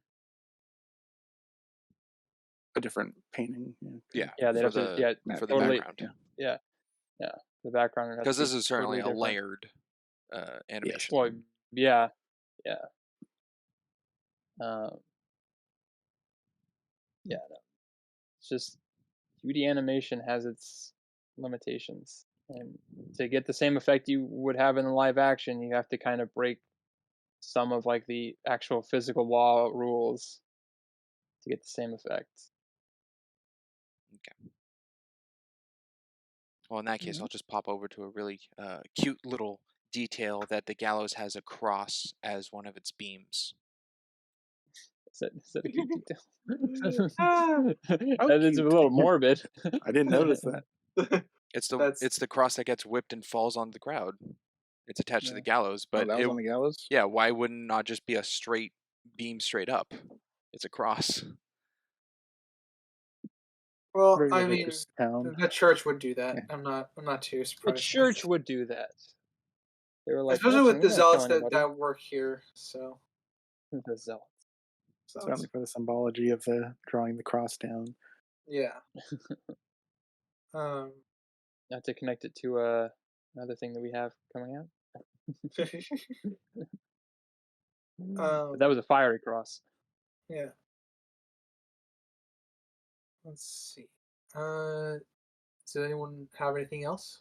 Yes, I do. The Is it strikes final of call? luck from all the weaponry of chopping one guy's arm off and then the other guy and then the arrow to then shoot into the other guy, just all The fluid arrows. motion. Yeah, the arrow is the most egregious part for that for me. Is the end of that fight. And it's one in, it looks like his shoulder. That's not going to kill him, at least not instantaneously.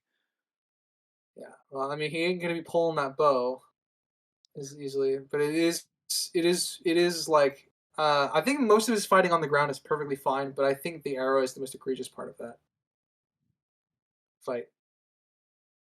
Both of them. I mean, he blocks one with his sword while fighting people on the ground as well. That's a Remind me, bit doesn't he body extreme. block with the guy who, the priest he got the eyeball out of? That Yeah, he does. He He does takes out do the yeah, that. he other does Yeah. eye. that halfway through the sword fight. Yeah. Was there something you were going with off that? Or? No, it's just another thing that they're just like, he's, as these priests, I don't know if they have training because they're just going willy nilly. I mean, if he body blocks, why not just wait, or like you're attacking your own men? Well, I mean, they have. I'm sure they have some, like, just basic fighting training because they kind of have to be like muscles and stuff. But I'm sure they're not like because it's not normal for priests to be attacking people or anything. So I'm sure there's like a limit. Trevor implies that there's not like they're not more than thieves, pretty No, they're much. more Yeah, mercenaries. yeah, Yeah. pretty much. With very, very well, like I said, he implies that they haven't done like they're not their skill level is not above thieves, pretty much, is what Trevor kind of implies A earlier on. thieves' knife or a thieves' Yeah. sword or something. Yeah. Yeah. So like they can quote unquote fight, but mostly they're just there to, you know, aim their weapons at people and look intimidating. Keep people in line. Yeah. Yeah. Which is having a basic security force is fine. And being the way that Trevor is, I'm kind of happy with him pretty much stomping them in a fight. The only issue, like I said, the only issue I share with you guys is is that last arrow where it just kind of it's very lucky that it happens to go into the other archer. Yeah, it's kind of like one of those like we you line up 3 headshots in a row or something. The arrow has to go through every single one. Yeah, pretty Kind of much. on that level. I really Oh, like. I guess. Sorry. no, Did no, I you? think we're gonna touch on the same thing. So go. Okay. Yeah, I really liked Trevor's. I guess when I got like his speech pretty much when he shreds the cloak off. We get a nice thoughtful echo back to one of the elder speaker talked to him about dying doesn't really frighten them. I always appreciate thoughtful echo as a tool. I think it's used here very well as well, and it. Um, I guess this is the not really the conclusion of his arc, but at least the arc of him. He's realizing that he's going to start getting involved now because he has to. He's kind of been kind of pushed in this place, and he's kind of embracing what he's supposed to be. Um, I think it's a very subtle arc, um, but I still think it's pretty effective. That's Agreed. all I had. Yeah. Sinister, you were gonna say Yeah. something. I don't know if I said what you were No, no, intending to. no, yeah, no. It was I thought you. I was gonna touch on the bishop's final stand with the demons. Oh, yeah, that's That's the in the next next one. episode. Oh, So sorry. I got playing in the background and it's just going. okay, that's We're fair. we're taking longer to go through 20-minute episodes than I thought. Yeah, no worries. Yes. Okay, well, with that, Yeah, right. ratings down the line if you're ready. Unless you got another one, Springs. No, no, I'm good. All right, Crimson. Uh, oh, I did have one. There we go. So the fight that was played during the fight scene with the bow or the crossbows, The music or the um, fight?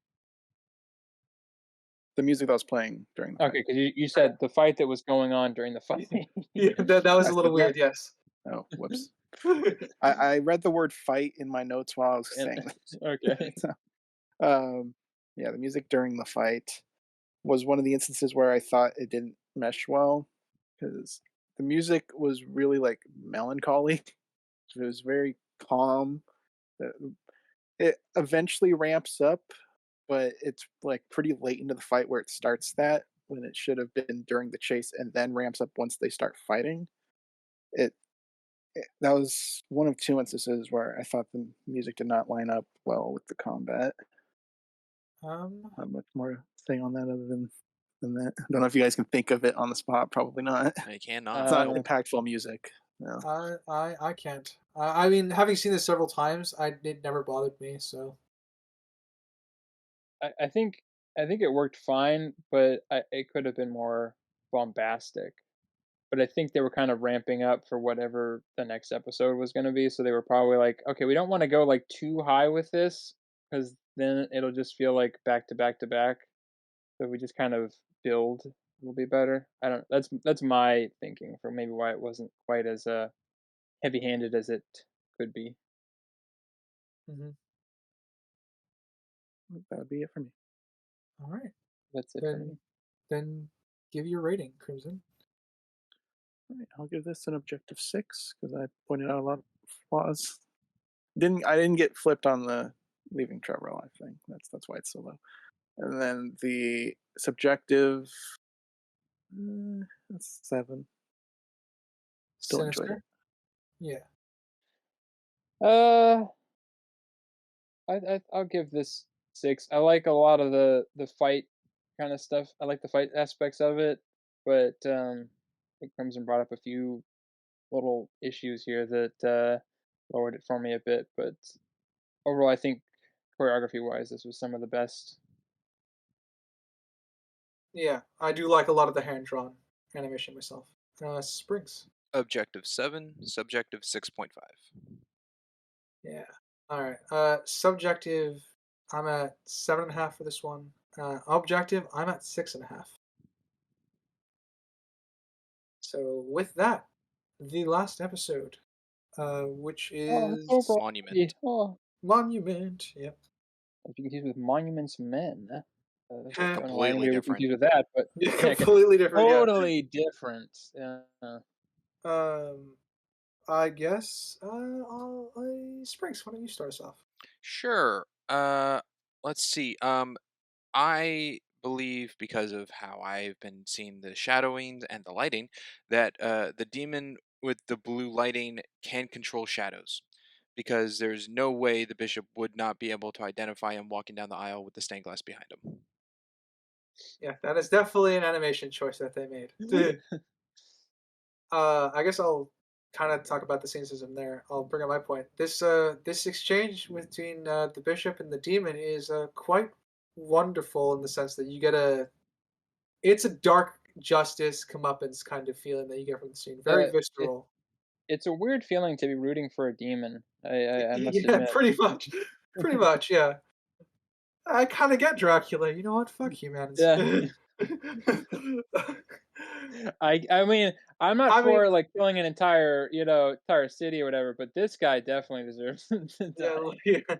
like having seen Dracula's wife, I think I understand what he's about.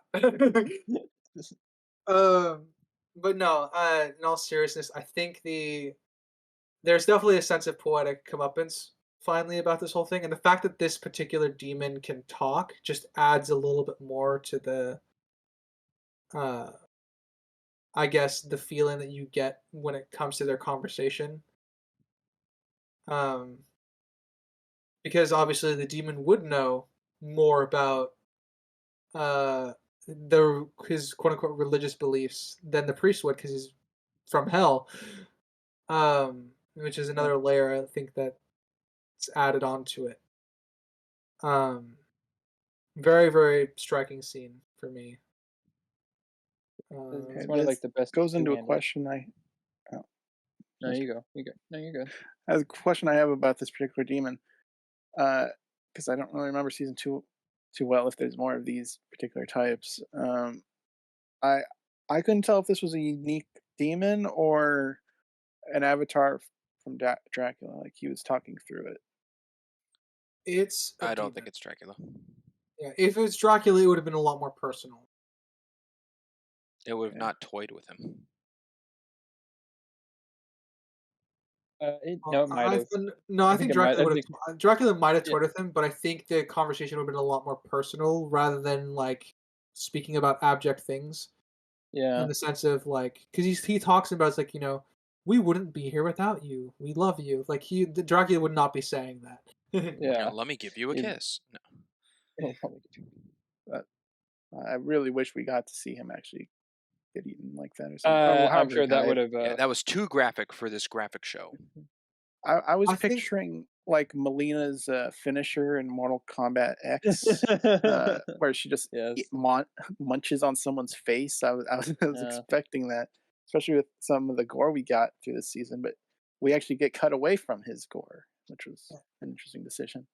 I think surprisingly I kind of like the cutaway a little bit more because it leaves more to the imagination. You get to imagine what gruesome thing that they did rather than having to be something definitive. All we know is it's really brutal, and that's. Let your But I guess mind fill that in what it could definitely be. falls into subjective for me. But Yeah, I agree. I think it's I um, think. objectively bad that they didn't show it. It's just it's an interesting decision they did.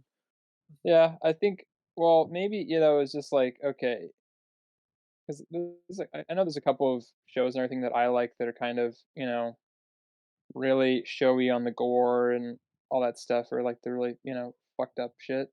mhm, Uh, but I find it more interesting in on those shows where the times when they don't show it. It kind of it. I feel like it stays with you longer. Like what they don't show is usually more impactful than what they do because it'd be like, oh man, here's 15 things of really fucked up shit, jingle or mhm. whatever, Yeah, and then like there's the one thing that they don't show, and it's like, oh, I wonder what that man that must have been like really bad if they didn't show, like really. And I'm certain for this, like there was something they wanted to show, and they're like, you know what, that's gonna be really complicated to animate, and We're maybe we already just close to our budget. yeah, maybe we just don't show that. yeah. We don't really know why they had came away with that creative choice, but it's the one they landed on. Yeah, there's also a lot of good quotes I think that come out of here too. Is like lies in your house of God. No wonder he has abandoned you. That sort of thing. This is an empty box. Yeah. I like that. Yeah, this is an empty box, and your work makes him puke, which I think is just salt on the wound, I guess, that I really enjoyed. But, Sinister, did you have anything else you'd want to add to that scene? Because you look like you're raring to go for it, and I kept my notes pretty thin for it. No, no. No, I just like we have like this scene between, two opposing religious sides, I guess, the demon and the man of God. And the man of God is kind Seemingly of more the evil. the more evil of the. I mean, granted, these guys are just killing, like anybody really, and we can fill in the blanks of his backstory that he's probably been killing innocent women for years and years and years for probably varying degrees and reasons. But you know, Witch. the, to be, She was not a to say that, witch. yeah, not to say that the demons don't have their own faults and stuff, but I guess at least they're not picky about who they kill. That's true. They kill pretty much anybody, whereas he just seems to go after uh, women who maybe just have slightly different views than he does. But you know, Yeah. Uh, Crimson. Right. Well, I know people picked at it. I'm going to be the one that brings it up. The ice Oh walls. yeah. The he wonderful did ice it. walls. I really did like how he was strategizing everything and laying out a plan, telling people what to do. I was like, yeah, yeah, yeah. All right, ice walls. What? just uh, just put up a don't roof. you mean like ice dome or something? Yeah, exactly. Oh, ice Ice walls. dome. Yeah. I mean, No. We get ice walls that they could fly over, or we see them blow fireballs, so they could just funnel them, and the demons could just shoot fireballs down the funnel and kill everybody. Uh, I do like that Trevor's whip can deal with a fireball, but I think that they should have shown people dying with the fire from the fireball because that's an easy tactic for them to use. Um, yeah, with his whole fighting part, there's a part where we see a lady burn from a fireball from the yeah, sky view, but this there whole is. strategy he had is not flawless. Yeah, it's like I very said, vulnerable. the strategy. I would like to see the strategy work, but it not be flawless. So, like, I would like to see people who are on the ground still die from fireballs and stuff like that. Because Trevor can't, disintegrate all Protect of them with all. his consecrated whip, Yeah. and Trevor and Sypha's not can't protect all of them, because she's busy maintaining the walls pretty much. Um, the only justification that there is for the demons not flying over is that their leader, the blue guy, can't fly. I don't think that's enough. They would still fly up No. so they can get an aerial attack. But like I said, that's the only justification, it's flimsy justification that I can think of possibly, and I don't think it's enough, obviously. Um, but I do like that the the salts would be readily available, because they're in a marketplace and salt's how you preserve things in this era. So they would have buckets of salt just lying around. So I do like that detail, the fact that this is taking place in the market. Otherwise, I probably would have marked it down as a more of a flaw. Um, the water probably took a little longer. That to me was probably also more on the convenient side of things. Um, and obviously, an ice dome just would fix a lot of the issues in the scene. Yeah. Um, though I do think it's interesting that they touch the ice wall and it sort of burns them,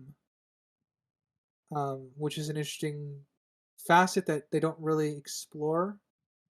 Like the idea that Just that speaker cold that magic, it burns. it's either that cold that it burns, or the idea that speaker magic can nullify them a little bit, which is fine. We just don't really see any more precedents for it. Yeah. Um, Well, there's also this getting into magic problems. I Oh, was it's like, been a while I since we don't had see some a problem, magic and then I just problems on the thought of show. something because I was like, okay, maybe she can only do the ice if it's starting from the ground up. Like she needs a surface to summon ice. But there's a part where she summons ice falling down on some in front Well, of there's the water the in the boss. air. Yeah, which means she could just turn any of them into ice from anywhere. Oh, with the one that charges them at the end, the blue line? Yeah, she makes a giant Yeah. icicle that she throws to the ground. So she just Uh, summons ice, which means she could just freeze them anywhere.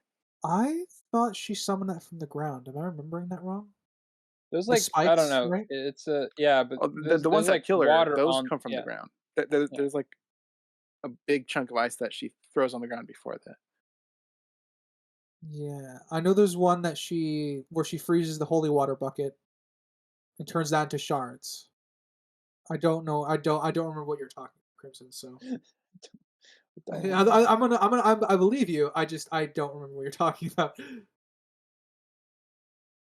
Oh, it's there. Okay. oh, it's there. Um. Oh, it's there. Yeah. Oh, Oh, it's Which there. makes the ice magic a problem for me. yeah. Fair enough. Um. Yeah. Usually my thing is I'm fine with softcore magicism so long as you don't contradict anything. Um. That's yeah. I could see that being a problem if it's there. So I'm just gonna take your word for it. Uh. All right. Yep. Sorry. Okay. Um. Kind of related to that scene specifically. We'll go into the mob and stuff. I'm sure earlier. Um. I'll branch off to my point, which is that it's I do like that they're trying like the blue demon does like hit the ground really hard and explodes, which helps weaken the ground beneath Trevor and Sypha. So there is precedent for the ground giving way, but man, there's lots of plot armor. Though I do like that they work together to survive the fall. And this is definitely Yeah, issues with the plot where this show is just moving them to a specific place to meet Alucard. So I still have a lot of plot issues with this. It can come across as lazy, and I do think it is on the lazy side. Um, Springs, do you think there's a church under there? Very funny. Maybe that's a reference to Resident Evil 6 Leon campaign. yeah, I wouldn't know that. um, but you do now. yeah, I do now. Sprinks, you got another point? Yeah, two things. First off, I'm not. I could be, but as of right now, I think I need to rewatch episode 1 because I'm not 100% with you guys on the demons flying. I don't recall seeing a demon take off from the ground. No, but they show aerial shots of them flying. They do. They show aerial shots of them gliding because they come out of the castle, and that's in episode 1. There's nothing, I think, in episode 2 or 3 of the demons. Very little, I guess, at the beginning of episode 2, but I don't remember seeing them take off. So how I see it is that their wings are used to glide them areas like a wingsuit, and they can climb on things, which is why the ice they couldn't just take off from the ground. But I'm not 100% Uh, sure on that either. I just don't remember that them ever taking off That would be a that weird because that's thing for because I'm them. questioning why they're crawling on everything if they can fly then. that could work as an explanation, but like you, It's not the wings of gliders, though. Evolutionary speaking. yeah, like I said, I don't know that. That's something I'd have to rewatch it for because I never really looked for that. Yeah, It's a I'm gonna label that as a plausibility. because you're I saying the I dome, which would be smarter to hold them yeah. in an area, and they touch the ice, which means they can't climb up the ice because it burns them. But I don't know if they could take off. Yeah, I mean, like I said, I that could work. That would fix some of the issues with it, but I would have to watch it from the beginning Yeah. again. Another little thing I have is when the ground breaks from the Uh, market for them to fall. okay, I have it up in the background. Hold on. So at the start of the episode when the bishop gets killed, when it pans up to see the rooftop above the church, we see a bunch of them flying. Okay, Like they're actually flapping their wings. okay, then they can take off. Okay, Yeah, it possibly could take a little bit of momentum to get them going, and not like yeah, Superman rocket to the sky, but still, okay, that means they can. yeah. Um, The second thing I have is the market floor breaking away. We can see in detail that it's brick, but it's a pit. How was that made without scaffolding or anything below the? I mean, unless they went down below and rid it Well, all. the implication would be that Alucard put his keep there, so he would more like that they built it and they would thus hollow it out. Okay, so the market is staying on a layer of brick that's probably 3 inches thick. The entire weight is on that. Because there's no columns or, as I said, scaffolding when it crumbles for them to fall through. Yeah, like I said, I agree. yeah. So when you're hollowing something out, there is a way for certain sections to be uh, left open. The area that they're on is small enough where it could work. I'm not. Yeah, but like I know what you mean. Like they don't really show any other supports or like other things that's holding it up as they're falling. We get that it's kind of like a square boxy space, pretty much. Um, yeah, I don't think that's enough in any case. So I think you're onto something there. Okay. I mean, I'm thinking when the floor was built, there was a floor there. It wasn't they didn't make the brick as like a ceiling cover from down below. Yeah. So when they No, tunneled it out. It feels like Alucard tunneled it out, or whatever he put to work in there tunneled it out Okay, when he was that's building his fine. private keep. He just didn't support it. Yeah, I mean, to be fair, I wouldn't expect giant explosions and giant demons to be slamming the top of it either when I first build a No. hollow out something. But But when you Yeah, have no. giant cog mechanics and electricity at your will to be used, I feel like there would be more protection than a one oh layer yeah, brick. yeah, I agree. That's something as well that would be true. Like I said, this whole sequence from falling is definitely the plot just pushing the characters towards Alucard. Yeah. That's why I don't like it. I'd rather it I have been don't. something. I'd rather have been something like a demon is going down there and they chase it, and that's how they end up finding more to it, pretty much. I don't like this whole sequence of them like uh freaking Living through a Nathan Drake Uncharted no, sequence. no, I don't like this whole sequence of them parkouring around all this machinery for like 5 minutes. It kind of For like it took to me just out of it for crumble. a second. Yeah, It Well, for broke it the to just flow. I crumble agree. and for it, yeah, I'm like, I would rather of them like cut it out and have like a longer fight scene with Alucard. Honestly, like that would have been yeah, better. possibly. Yeah, I do. The one good thing about the scene is even Trevor gets tired of it and just goes, "Oh, for God's sake." Yeah, Then again, I do like that. it But could be playing a little into fan service of like identifiable backgrounds from the game. So I'm being like, oh, that looks like the clock tower or the cogs or something like that. like I said, I think it's. I was half joking, but I legitimately it could be a reference to the fact that it was a platformer. A lot of the games were. well, a So platformer where if you get hit, you fall backwards. So so it's kind of one of those things where it's. Um, I don't like it still. yeah, it's not. I was like, that was the moment I was like, okay, this is kind of like the first like really bad like scene that I can think of in this I whole think what thing. I do like out of it is that once they're in the pit, they are trying to go down. They're not trying to get back up. So like they're Yeah. curious and exploring to go down rather than being like, oh, we need a way out of here. To be fair, they reach a point of where, like, even when they don't have the time to consider that, things just collapse. I mean, yeah, it's forcing them downward. But yeah, like I guess when they're at Alucard's keep, they like when they are away from the coffin, they don't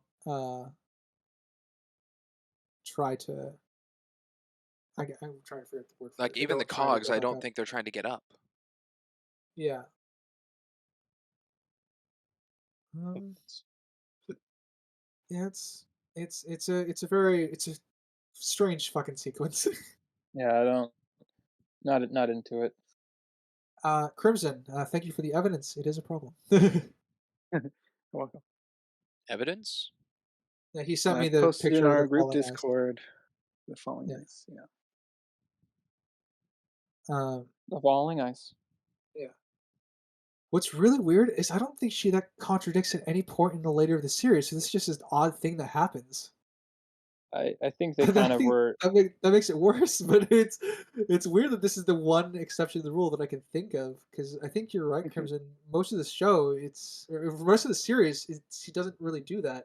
I It's mean, if we on the consider ground. this whole like season as like a pilot, I feel like it makes that not quite as terrible as it like they kind of were like rewriting it later on and everything.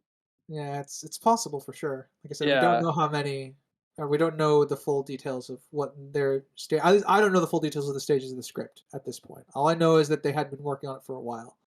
I feel like I agree with what Crimson said that I feel like this was originally like pitched as like a movie or something, Yeah. and because and that maybe the match cut of like the first episode being all the prologue and everything was added later on, and then they split it up, and that's why there's a difference between Trevor in the ending of the first episode and the beginning of the first one or the second one. It's very possible. Yeah, Yeah, I wouldn't be there's surprised. yeah. Sinister. Do you have? I really like the sword battle between Alucard and Trevor. Yeah, I think it's probably the best choreographed fight in the whole season. Yeah, The only odd shot for me was the still shot on Trevor with the whip going around him when he's. yeah, That's the only odd bit that I didn't like, and I obviously that was animation budget reasons yeah. for me. That was just like yeah, like Um, but yeah, it is a very well choreographed fight, and I do like it. hmm Um, and I also like their dialogue exchanges too, because you kind of immediately get the sense of like Alucard's not fighting him to kill him. Within their dialogue exchanges, there's enough context clues that there's something more going on in from Alucard's perspective. yeah, and well, and the amount of restraint that it seems like Trevor is kind of putting in at the end of like he doesn't like just immediately stab him. He like just motions that oh yeah, I Yeah, could like yeah, try anything and I will do it right now. pretty much. Yeah. I guess one of the scenes or one of the moments I really like in that is when Trevor knees him in the balls and he's just like, "This isn't a bar fight," and then Have some Trevor class. responds by immediately headbutting him. Trevor doesn't care. It all paid off. That bar fight paid off. It worked. Um, I'd come back. That was probably my favorite part of the fight. Was just that line. Not a bar fight. Have some class. That's good. it's a really good line. But like I said, I really like it because Trevor stays in character and just immediately headbutts him. Because Trevor doesn't care about class. Um, but yeah, no, it's definitely a good fight. I quite enjoy a lot of it, bits of it. Um, I think I've got a point. Um, going back to the going back to the scene where Sypha shows up and they Trevor pretty much challenges the priest to a one-on-one duel. We do have the payoff of that guy being the first to stab the priest. I don't know if I like it because he's immediately saying, you almost made murderers out of these people. And what does he do? He made murderers out of them, because they run up and kill the priest. Something about the tone struck me as off with that. It's um I can see that as well. I had a different issue with this scene yeah, actually. I'll go into mine. I'll wrap up mine, then you can go Yeah. into yours. One of the things that I guess the issue I had with it is like I know what they're trying to imply in that like it's a sense of dark justice, and that like the people are the people are the ones taking the power into their own hands, that sort of thing. But it just with Trevor's speech, it didn't fit. I don't think it fits. Um, though obviously I can still see it as a natural result. I just don't think it fit thematically. All right, Crimson, take it away. Uh, what was the girl's name again? Sypha. Sypha, yeah. Sypha.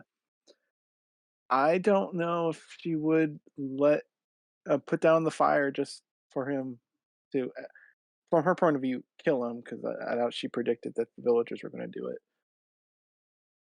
It seemed against her code of the speakers. Oh, to Well, use actions? Yes. Yeah, because she had a path for him to leave. Then he challenged that guy to a fight, and she broke the barrier down so he could have this fight to presumably the death. I don't think she'd do that. but the speakers don't force their beliefs on others, though. I mean, what do you mean?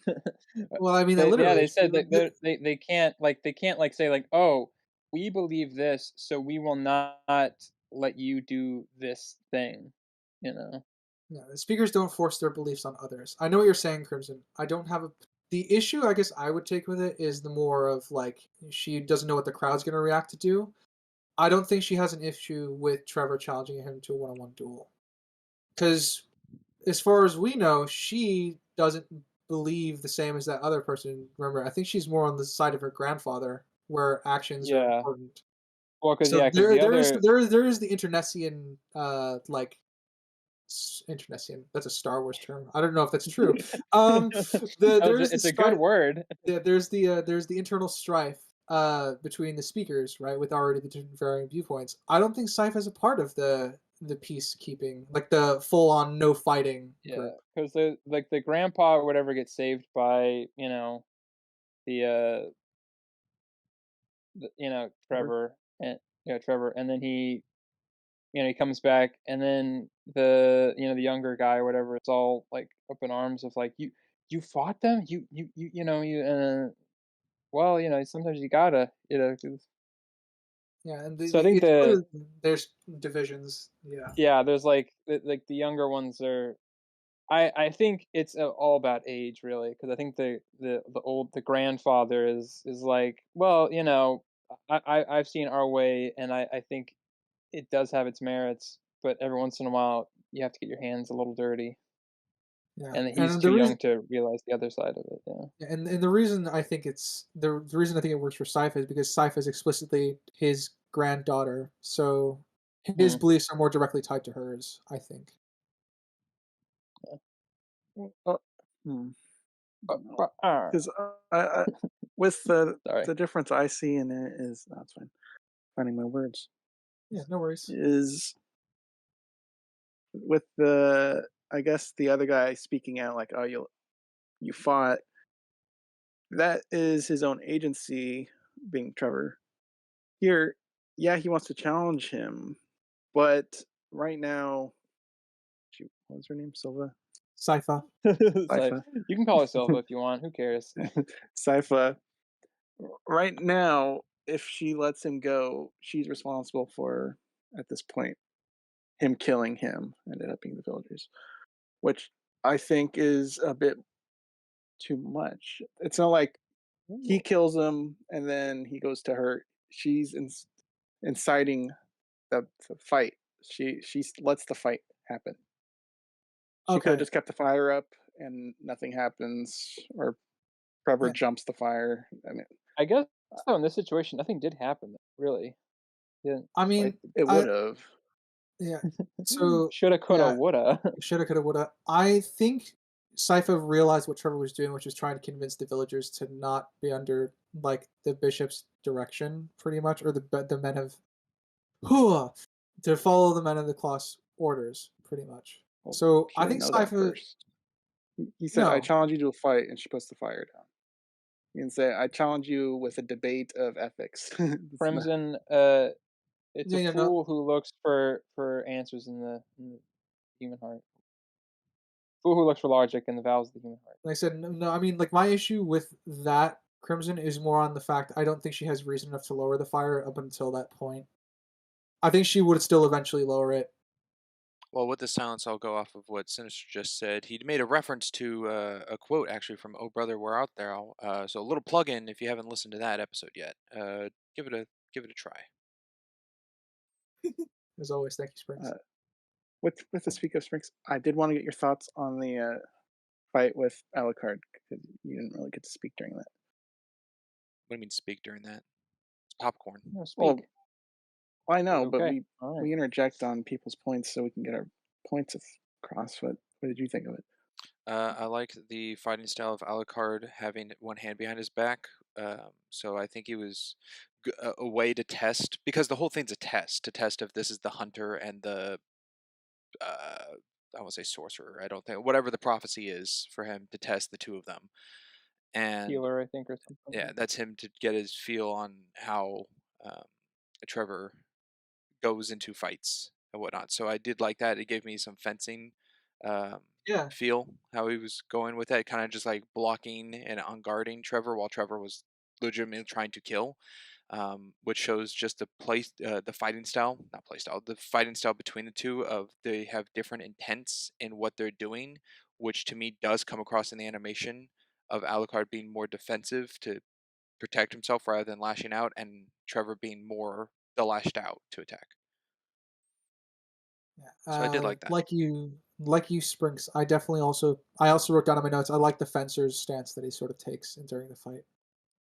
Also, with long blonde hair, shirtless, and a 9-foot long sword, he looked very much like Sephiroth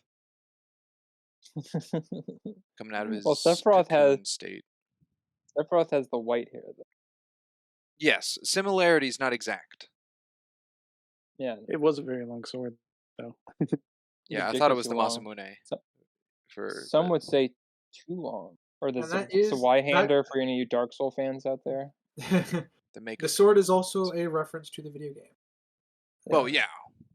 Yeah, no, I mean, like, it's a direct reference. There's a moveset, I don't remember what it's called, but I think it's the Sword Familiar, it's called. I don't know. Can you correct me on that, Sinister? You're probably more familiar with than I am. I'm gonna be honest, I'm not well versed. I Okay. kind of, yeah. I mean, I played the games, but I haven't played them recently. Fair enough. And I didn't, I was not very good because they are ridiculously hard games. They really are, yeah. Well, Springs, I mean, you were gonna go next anyway, so do you have something else you'd like to jump to? Yeah, I'll go to the very end shot of the three of them together, kind of walking towards the camera before credits. They're in primary colors. Like each one is a primary color to point out. With Sypha is blue, Trevor is red, and Alucard is yellow. They call Yeah. him In their Mellow Yellow. Quite rightly. I mean, it does make for a very striking, I guess, disparity between them and their appearances. So, all right. Well, Sinister. Let's see, is there anything else? I do like, this kind of the rising of Trevor's. I think we touched on it earlier, but just the rising of Trevor's back to kind of his normal original roots of vampire hunting or monster hunting, where he kind of gets all the town involved in strategizing on how to stop the threat. Just need to make a fucking dome. Yeah. I am surprised though that all the townspeople understood what he meant when he said pikes, because I think most people now would have no idea what that means. That's true. Pikes or anyone with a long weapon, I think is what he said. Yeah, pikes are anyone with a long weapon. So, pitchforks and all that stuff. All the good old yeah, mob stuff that people like to bring. I like that. That digging your heels in aspect was really refreshing. Kind of after a bunch of, I guess, cynical moments. Yeah, where the Hadai horde is coming. Yeah. No chance to run away now. kind All of thing. right, you guys are gonna die.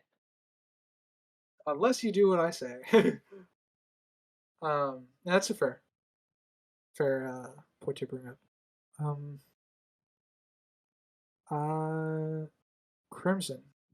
Do you have anything else? Don't think so. I guess my last little comment with the trio at the end, the primary color observation, it's kind of like the CIS Miami sunglasses thing to me. Like I was expecting like the Doing the whole sound in the background. pose. Yeah. Oh man, that just like that would fit. ran by my mind. Yeah. But overall, I think we covered any of my points. I like the fight since I didn't really say much on it. It was good. There you go. I'm out. You're out. All right, I'm Springs. I guess to me the ending, even though the last shot looked cool, it was kind of abrupt. Mhm. And it seemed that both Trevor and Sypha agreed with Alucard's plan. I mean, it was kind of already in the back of their minds after all the events in the past day, but they just agreed with him pretty fast. Well, I mean, And the plan. It's not really a plan. It's just let's kill him. well, yeah, but it's still like they just Tell had him it's one all scuffle stop. with Alucard, and he goes, "All right, you passed my test. I will join you." They didn't necessarily go look for the sleeping warrior of the story. That was the sleeping warrior of the I story, know it was is it a not? sleeping, but they didn't. It wasn't their quest to go find it. It was just like, It oh, it's was just it a was package. They Sypha's, landed but into it. yeah, Yeah. they landed into it. Yeah. Also, No, for being a year of him being down here, that story traveled fast for a legend. I agree. If he's It trying to felt be hidden, artificial. I think he set that up for some reason. well, so this is where it gets really complicated because I don't know how much of this is true and how much is false. But the speakers, as they say several times in the show, they believe it to be a story from the future. Um, so obviously the idea is that Alucard set it up, and that's kind of how this story was fermented in the city. Um, but I don't know to the degree how long that story had been festering. Because if it's information that's said from the future, we don't know how long the speakers had the story. They could have had it for a century, for all we know, and that's just something when something bad happens. This sleeping soldier would come in to save us. So it's very vague about that, and I think it's vague on purpose. If what the speakers believe is whether or not whether or not it's from this future is true or not, the speakers believe it's a story from the future, um, which is where that comes from. So we don't know how long that story's been shared with the speakers, and how long the legend has been in Grudget specifically because it's the local legend. it is the local. Okay, so townspeople we're talking about, right? Yes, there are townspeople who talk about Okay, so Yeah. speakers share their stories of future or any case. Well, No, they have oral they histories. So what speakers do, as far as we understand it in season one, is they go from city to city and they intake stories and add it to the oral histories that they keep. so they But don't come up with the stories. They don't. They don't create the story. Some of their stories are original, like they have their own oral history and everything. Yeah. They mentioned that, but they also intake outside stories. So, like the local legend would be something that they would add to their oral history, because their caravan spent time here. oh, huh. Okay. But they also made a comment, I think, in the second one that just because they have the story doesn't mean the origin of it is where they say it comes from. Yeah. Okay, and that silence either means we're moving on or we don't have anything. And just letting Springs, I Yeah. guess, Okay. think about it. Yeah. Yeah, I Okay. was just Alright. so No worries. are we going with the story started in the village of the legend, or are we starting that it comes from the speakers? Well, I have a It, feeling it that wouldn't. writer knows that it connects to future seasons somehow, and he can't spoil it for us. But he also, so we have to take it at something of a face value. Am I So it's reading neither of the that two? correctly? I'm fine spoiling this. There's actually nothing more on it Okay, so it's going forward. just whatever. All right, there we go. Okay. It's vague in that face value. I'm just giving interpretations of what we know about the speakers and what we know about the locals. Okay, so the answer I'm Oh, getting from here is no one knows. It's yeah, one of the two. yep. It's Okay. vague. But then the I village think and the it's speakers are keeping it within their circles now, Okay. or it started with the speakers and it got out to the populace. We don't know. it could have been one of the ways of the speakers trying to spread the idea of this particular old wisdom story in knowing that it would bring people hope in such a dark time. That is something that they could have chosen to do. We don't Also, know because the locals already Yeah, know it when we interact with I'm trying them. to think which one's better though. Well, okay, here's an example, right? Like, here's something I'll give you for this. So, in one religion, they have a story of a messiah or whatever, right? I'm being vague on purpose so we don't get blasted by a bunch of Yes, yes, yes. religious people. Fictitious There's a religion messiah. that Sinner's just Yeah, talking this about. this particular. Well, it's not that lots of religions have messiahs, so whatever. This hypothetical. Uh, Messiah. We have no way to know if that was ever actually historically correct because that nobody was writing anything back then or whatever. But we'll see through history there'll be people that'll be like, "Oh, it was this person." Actually, I'll change this, right? So, we have King Arthur. That's a better one. King Arthur, right? And all our retellings of his story, he's like a knight in the Middle Ages, where like this is like way he didn't exist at that time at all, and none of that was like actually part of it. He might have been a historical person, but we don't really have any information to substantiate that beyond just some references of maybe a character who was King Arthur or what have you. And most of our stuff is taken from a guy who was highly religious and kind of rewrote the story slightly because the original ones are very pagan. Um, that doesn't so the guy still existed probably, but our We just don't. version of him Yeah, never existed. Yeah, our version of him is very, very perverted, twisted version of it. yeah. Uh, okay, that's So not what I was getting at. But Yeah. okay, I get that point of view though. okay, I maybe I missed the point then Okay, of what what I'm he trying to was see is being that it's who up in was the air lying. of no, being up in the air of not knowing Uh, where this legend started.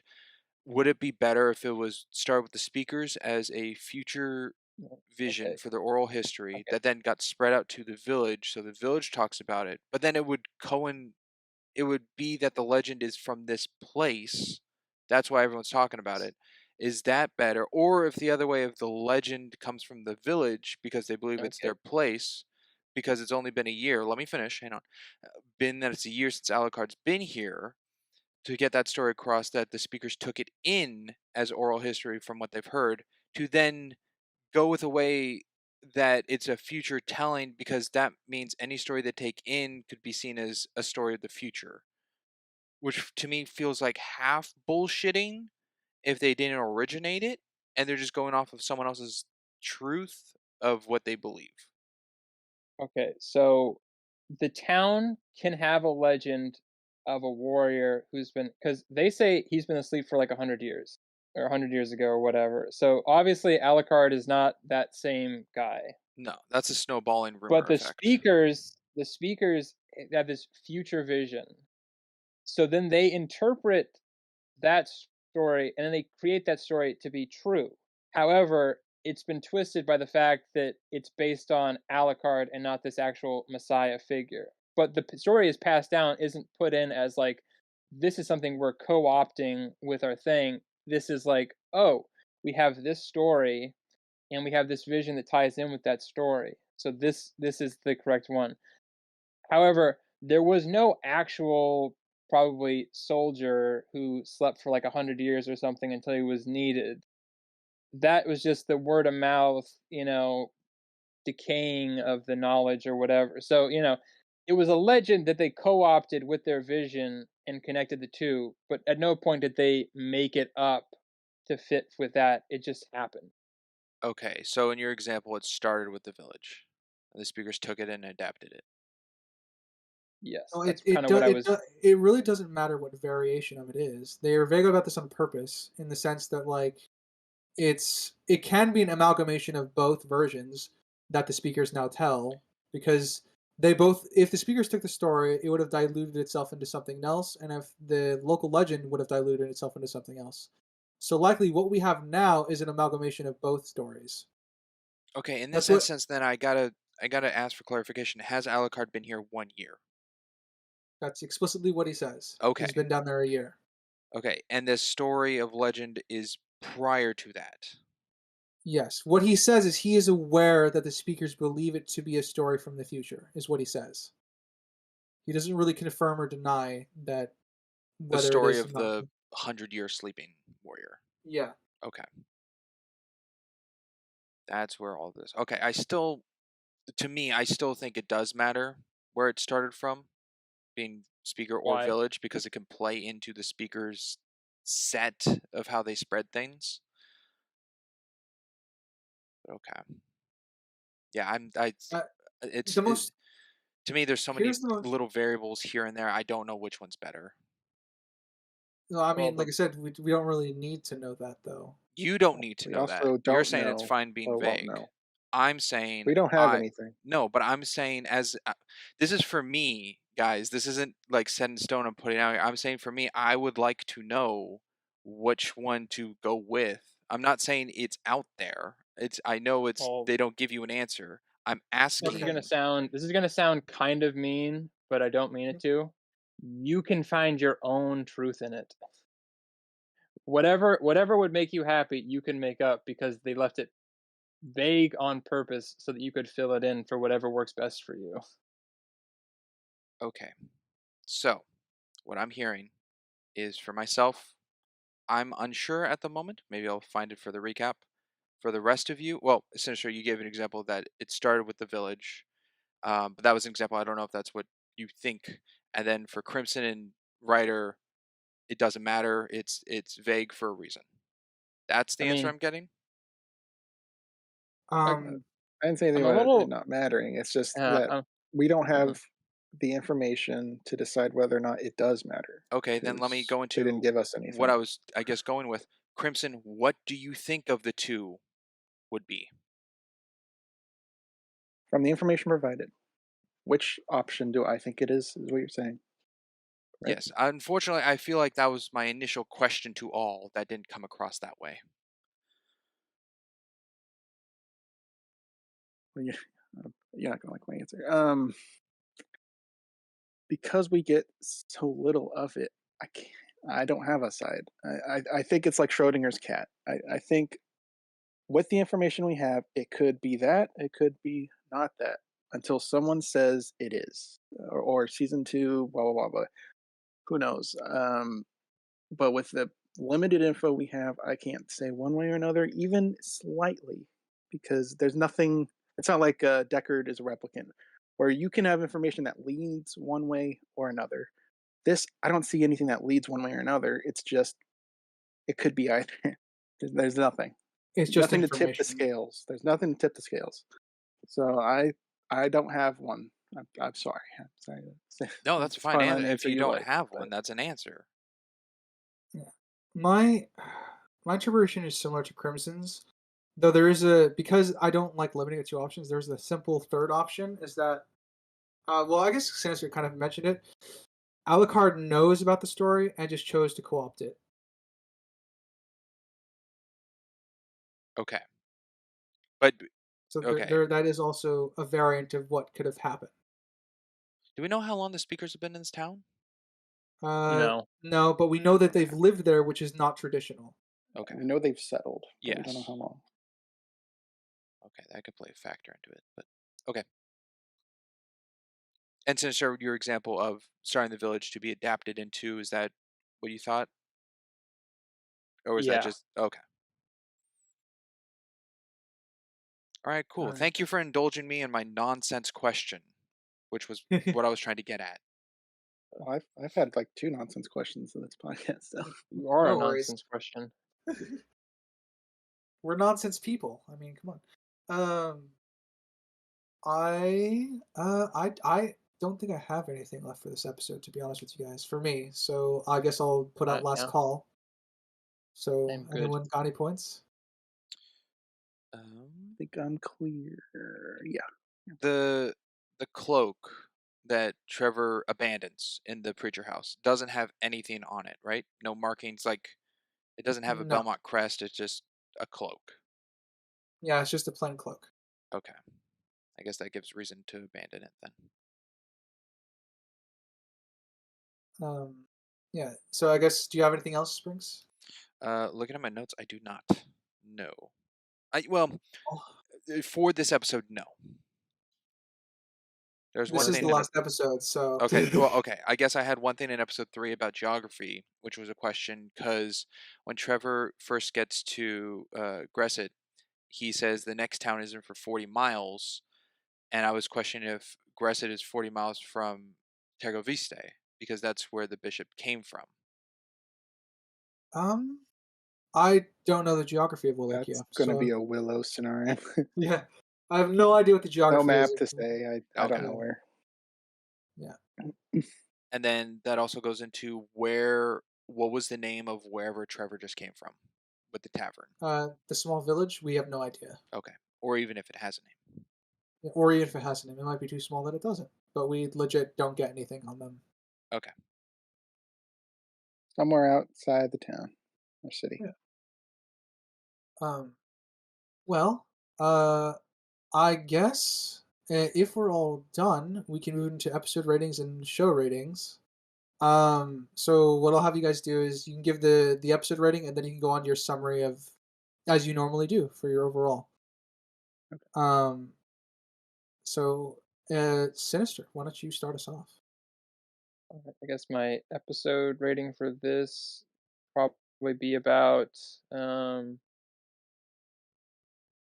I think I could see this as an 8. I think it was a good send off. There was, I think Crimson listed one problem that he's definitely had Everson for, so we gotta take that. But I think for the most part, it was one of the stronger ones of his first little season. Just with the Alucard battle and finally Trevor rising up. I can agree. So lead us on into your summary. All right, my summary. I was pleasantly surprised by how much I liked this. I was kind of not super interested, even though I'd played the games and everything. I wasn't really big on the animation when I kind of saw it, and also was just didn't have the most interest to me. Uh, so I was pleasantly surprised at how much I kind of got into it and generally liked it. There was definitely a few less than moments that we brought up, but overall, I think I would watch more of this probably going forward. I'm excited for the animation to get a little bit better, and some more music cues that are directly from the the games and stuff, or lifted from the games. And yeah, I think overall for just 4 episodes, I don't really have that much to kind of go on. So I think I'm gonna have this at about overall a 7. All right, it's fair. Crimson, why don't you go next? Who saved? Scrimson. Yeah. All right. My episode rating being an objective 7 and a subjective 7.5. I think that was the most enjoyable episode out of the 4, which I feel generally finales should do, but not always. Yeah. So going into this for the podcast, I didn't remember too much of this show. In fact, I combined a lot of season 2 with this.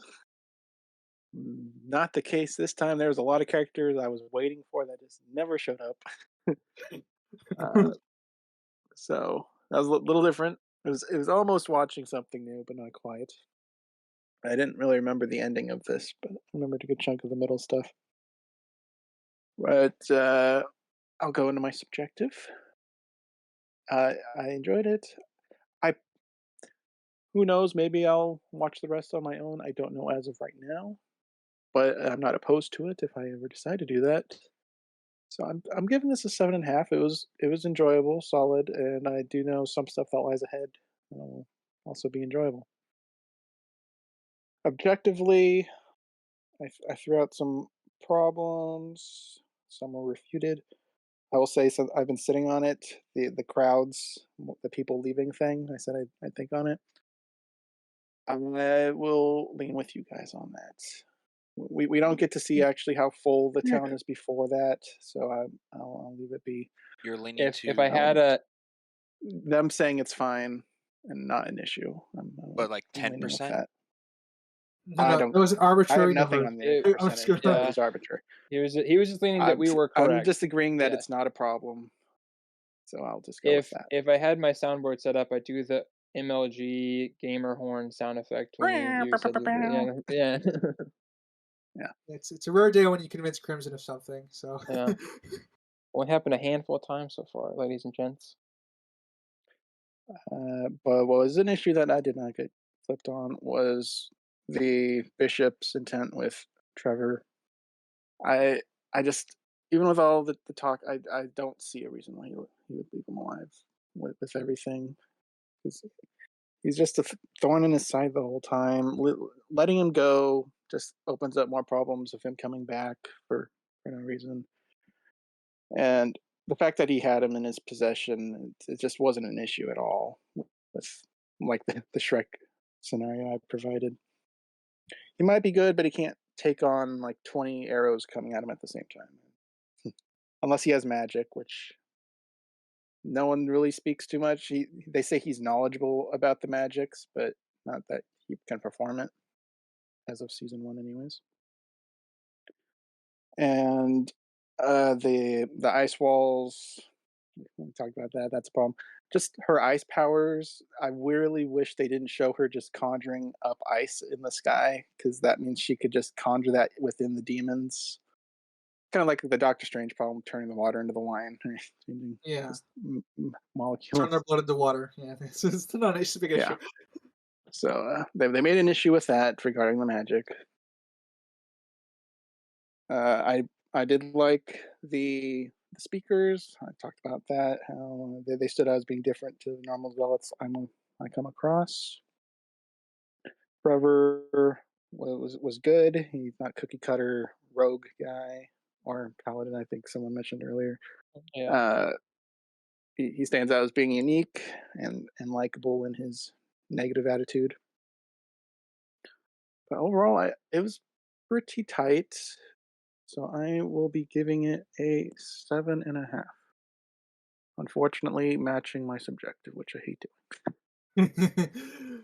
All right, Springs. Oh boy. For episode 4, I give it an objective 7.5 and a subjective 7. But overall, let's see here. Let's start with my subjective. I think it's a fine show. It's enjoyable. It's short, shorter than I remember, but I like the story. I think all the characters have good depth. So I give it a 7. It was fun. Objectively, though, um, man, the lighting, it stands out to me. The whole candle thing, I don't like. Um, the shoot, I have so many. Let's just see. Characters I like. Characters are good. I kind of wish there was a little more Dracula.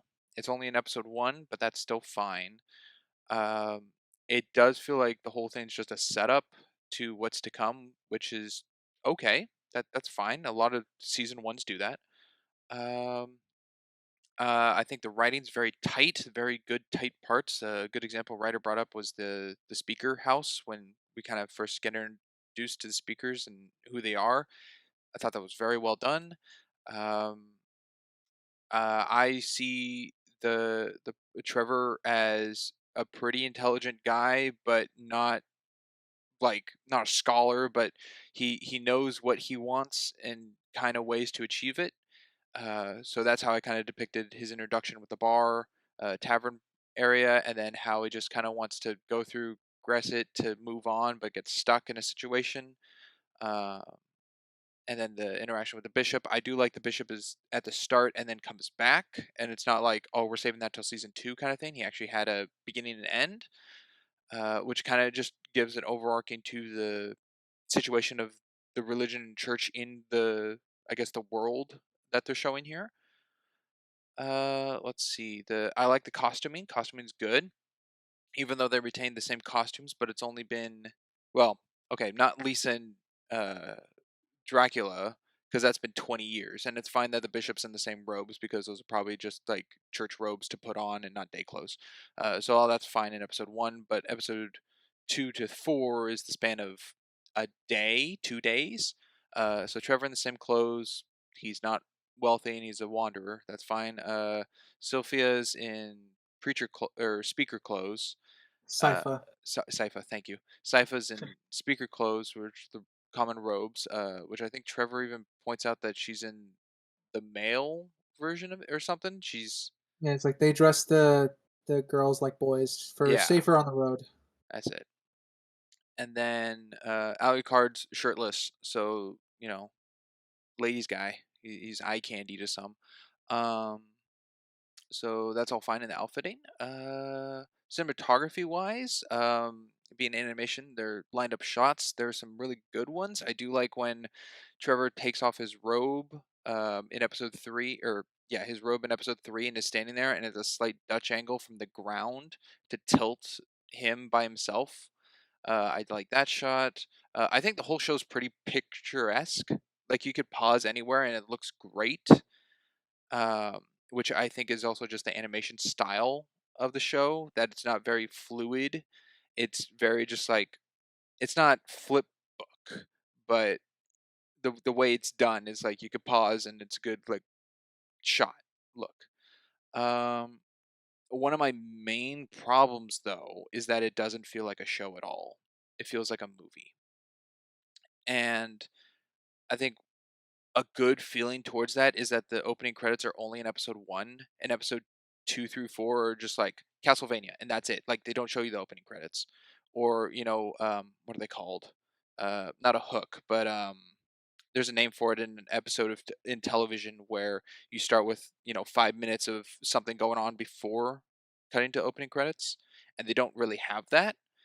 Um, Well, so that's a streaming service thing, though. I'm sorry, keep going. no, that's on television. That's in it's in Lost. It's in Walking Dead. It's in a lot of things do that. But I You're don't. talking about a period before the title pops. Yeah, That it makes has sense? a name, but I Yeah. forget. Okay. It's escaping my mind what that's called. But this doesn't have that at all because it doesn't really do the opening title again, which is to me feels like that movie. I think the pacing's fine. Going from one place to another. The tone shift of episode 1 to 2 stood out to me, which is why I gave it that filler feel of episode 2. But from 2 to 4, just following Trevor in his story, I thought was very fine. So objectively, overall, I give it an 8. All right, I guess that leaves me. I actually forgot a point that I wanted to bring up. Trevor and Alucard's last talk with each other about why he wants to kill Dracula. Um, Alucard just says because it was my mother would have wanted, and I really like the shot of him kind of freezing on the steps and the light over the coffin. And I also like what he says is all we are in the end are slaves to our family wishes, and we see Belmont like the Belmont crest as Belmont's grabbing his whip. I also really like that. Sorry, just I actually forgot to mention them. That's probably my favorite line and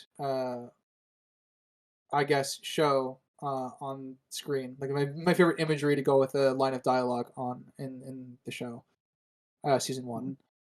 All right, so episode. I am at a 7, uh, both subjectively and objectively for this episode. I think it's got problems. The major problems. I have a lot of major problems with the battle sequence, which we went over, and that's kind of a shame because it was Trevor's time to like really shine. And I felt that undercuts the character a little bit, and I guess that lead me right into my my ratings for the overall show, my thoughts. I'll do my subjective first, as I always do. Um, Especially since I know how this fits with the rest of the story, I was kind of hoping, and I had found this and kind of hoping to scratch my vampire itch at the time. Um, and obviously, the first 4 episodes being very, very small, it does feel like an abrupt ending in isolation, and is well, it feels like entirely set up. And that's not necessarily a bad thing for me, but it's one of the reasons why I immediately went out and made as many people as I could watch it, because I desperately wanted a second season. I liked the vibe of the show in these first 4 episodes a lot. I love the aesthetic that they're going for. They gave us a lot of tastes of like what the show could be. Like it had the potential to be really, really, really great just from the first 4 episodes in my mind. So I had a lot of subjective love for it, and I really liked that it's following the late stages of the Dark Ages. It felt very brutal and fitting for a darker fantasy aesthetic. Um, I also just really like the hand-drawn animation for action, because that's not very common today anymore. Even in anime, it's find that very often, and it's one of my. And while it's can be janky at times, I do really the time they take in the animation to animate Trevor's whip, like the steps they take in fights. Like you can you opening as the character sees the for it. I really like that sort of thing. One of my favorite shots is he throws the dagger to get Alucard to jump up in the air, and then he uses his whip to smack him because that's what he wanted to do, because he was now in place to hit him with the whip. So things like that really, really raised my subjective pretty high, even when I didn't have the context of the rest of the show. And I do think the rest of the show elevates the opening 4 episodes. So I can't really divorce my subjective from that. So the first season is at a subjective 8 for me. All right, objective. There's a lot of potential, obviously, as I said. In retrospect, if to be included with the rest of the show, I think my objective rating also goes up. But judging this in isolation, I'm gonna start with world building. World building is very of like the showcase between characters, and it will occasionally spiral off into the things that you need to know to just give you the cliff notes, like of what Greshit's about. Like we have Trevor standing outside the city, and then we cut to inside the city to get just the cliff notes of what happened, pretty much. And while we discussed the minor problem with that, I do think that the world building is conveyed very thoroughly with that juxtaposition. Um, I really like the fact that they dismiss some of the vampire dismiss early on, so we know sort of which ones don't work and which ones do. Um, I like them showing us the human side of Targovishta before the night raid, pretty much before Dracula just comes down and destroys the town. Pretty much, that's another juxtaposition I would point to for the world building. So we get a kind of a beat on what the city's been like and how it hasn't changed all that much in the year since his warning. I really like the way that they bring up the world building of Trevor's family in context when it's relevant to the conversation. So he doesn't just start spouting it out of like, for the sake of the audience. It's within the context of a conversation with the speakers. So that goes back to what I really liked about that. And the world's just a very dark and brutal place. And it also, I think, is a very interesting aesthetic to have kind of the steampunkish feel to add to the dark fantasy, which being like the all the machines within Alucard's castle. All right, that will take me to characters. I think the main characters of this first season are Dracula and Trevor. And while I do think Sypha, Alucard, and Bishop are fairly well characterized in their limited team screen time, I don't think they have any particular arc that they go on. And Dracula's story is a tragic tale of revenge, and Trevor's arc is more an accumulation of reasons to fight, which is a kind of a spin on the classic heroic tale. And I really do like that he slowly embraces his heritage by the end. And referring once again to the other characters, I think they're static, but they serve great purpose, and at least having defined characters by the end of the show touching again on Sypha, Alucard, and the Bishop, we have enough context to grasp who they are and impart their motives for what future seasons could potentially explore. And they also have themselves room to grow. I think, that being said, the plot might be the weakest aspect of the show. Because of especially when all the floors that are constantly breaking in the show to bring characters to specific places, I do think that's a major problem. It kind of, for me, it says like they didn't know how to get their characters to a specific place, unfortunately. And I think it drags down the first season in isolation from the rest of the show of what prevents this from being truly great, even though I saw a lot of potential in it. I think since it happens more than once, it really hampers the plot of the show. And we kind of went over all the other mining problems that I consider to be more plot problems than character problems, because they're introducing, the way Sypha's abilities work, and the fact they don't add a dome, which is not turning the ice into a dome. I think is a plot problem more than a character problem. And I do think there is some plot armor for Trevor and Sypha as they fall down very, very far and continue to do so. I think, all that said, my objective is probably a 7.5 for season 1. Twinsies. Whew. And we're all pretty close. Yeah. Yeah. So I guess, gentlemen, shall I read us out? Please do. I think sir. so. Yeah. Yeah. Unless there's obviously anything lingering, but Make sure to No, I join us in the guess- recap. Yeah, I guess audience, person- if you'd like to see us continue Castlevania into season 2, please let us know. Hopefully we can schedule that in if it has, immense feedback for us, for those who enjoyed this and like to see more. Yeah.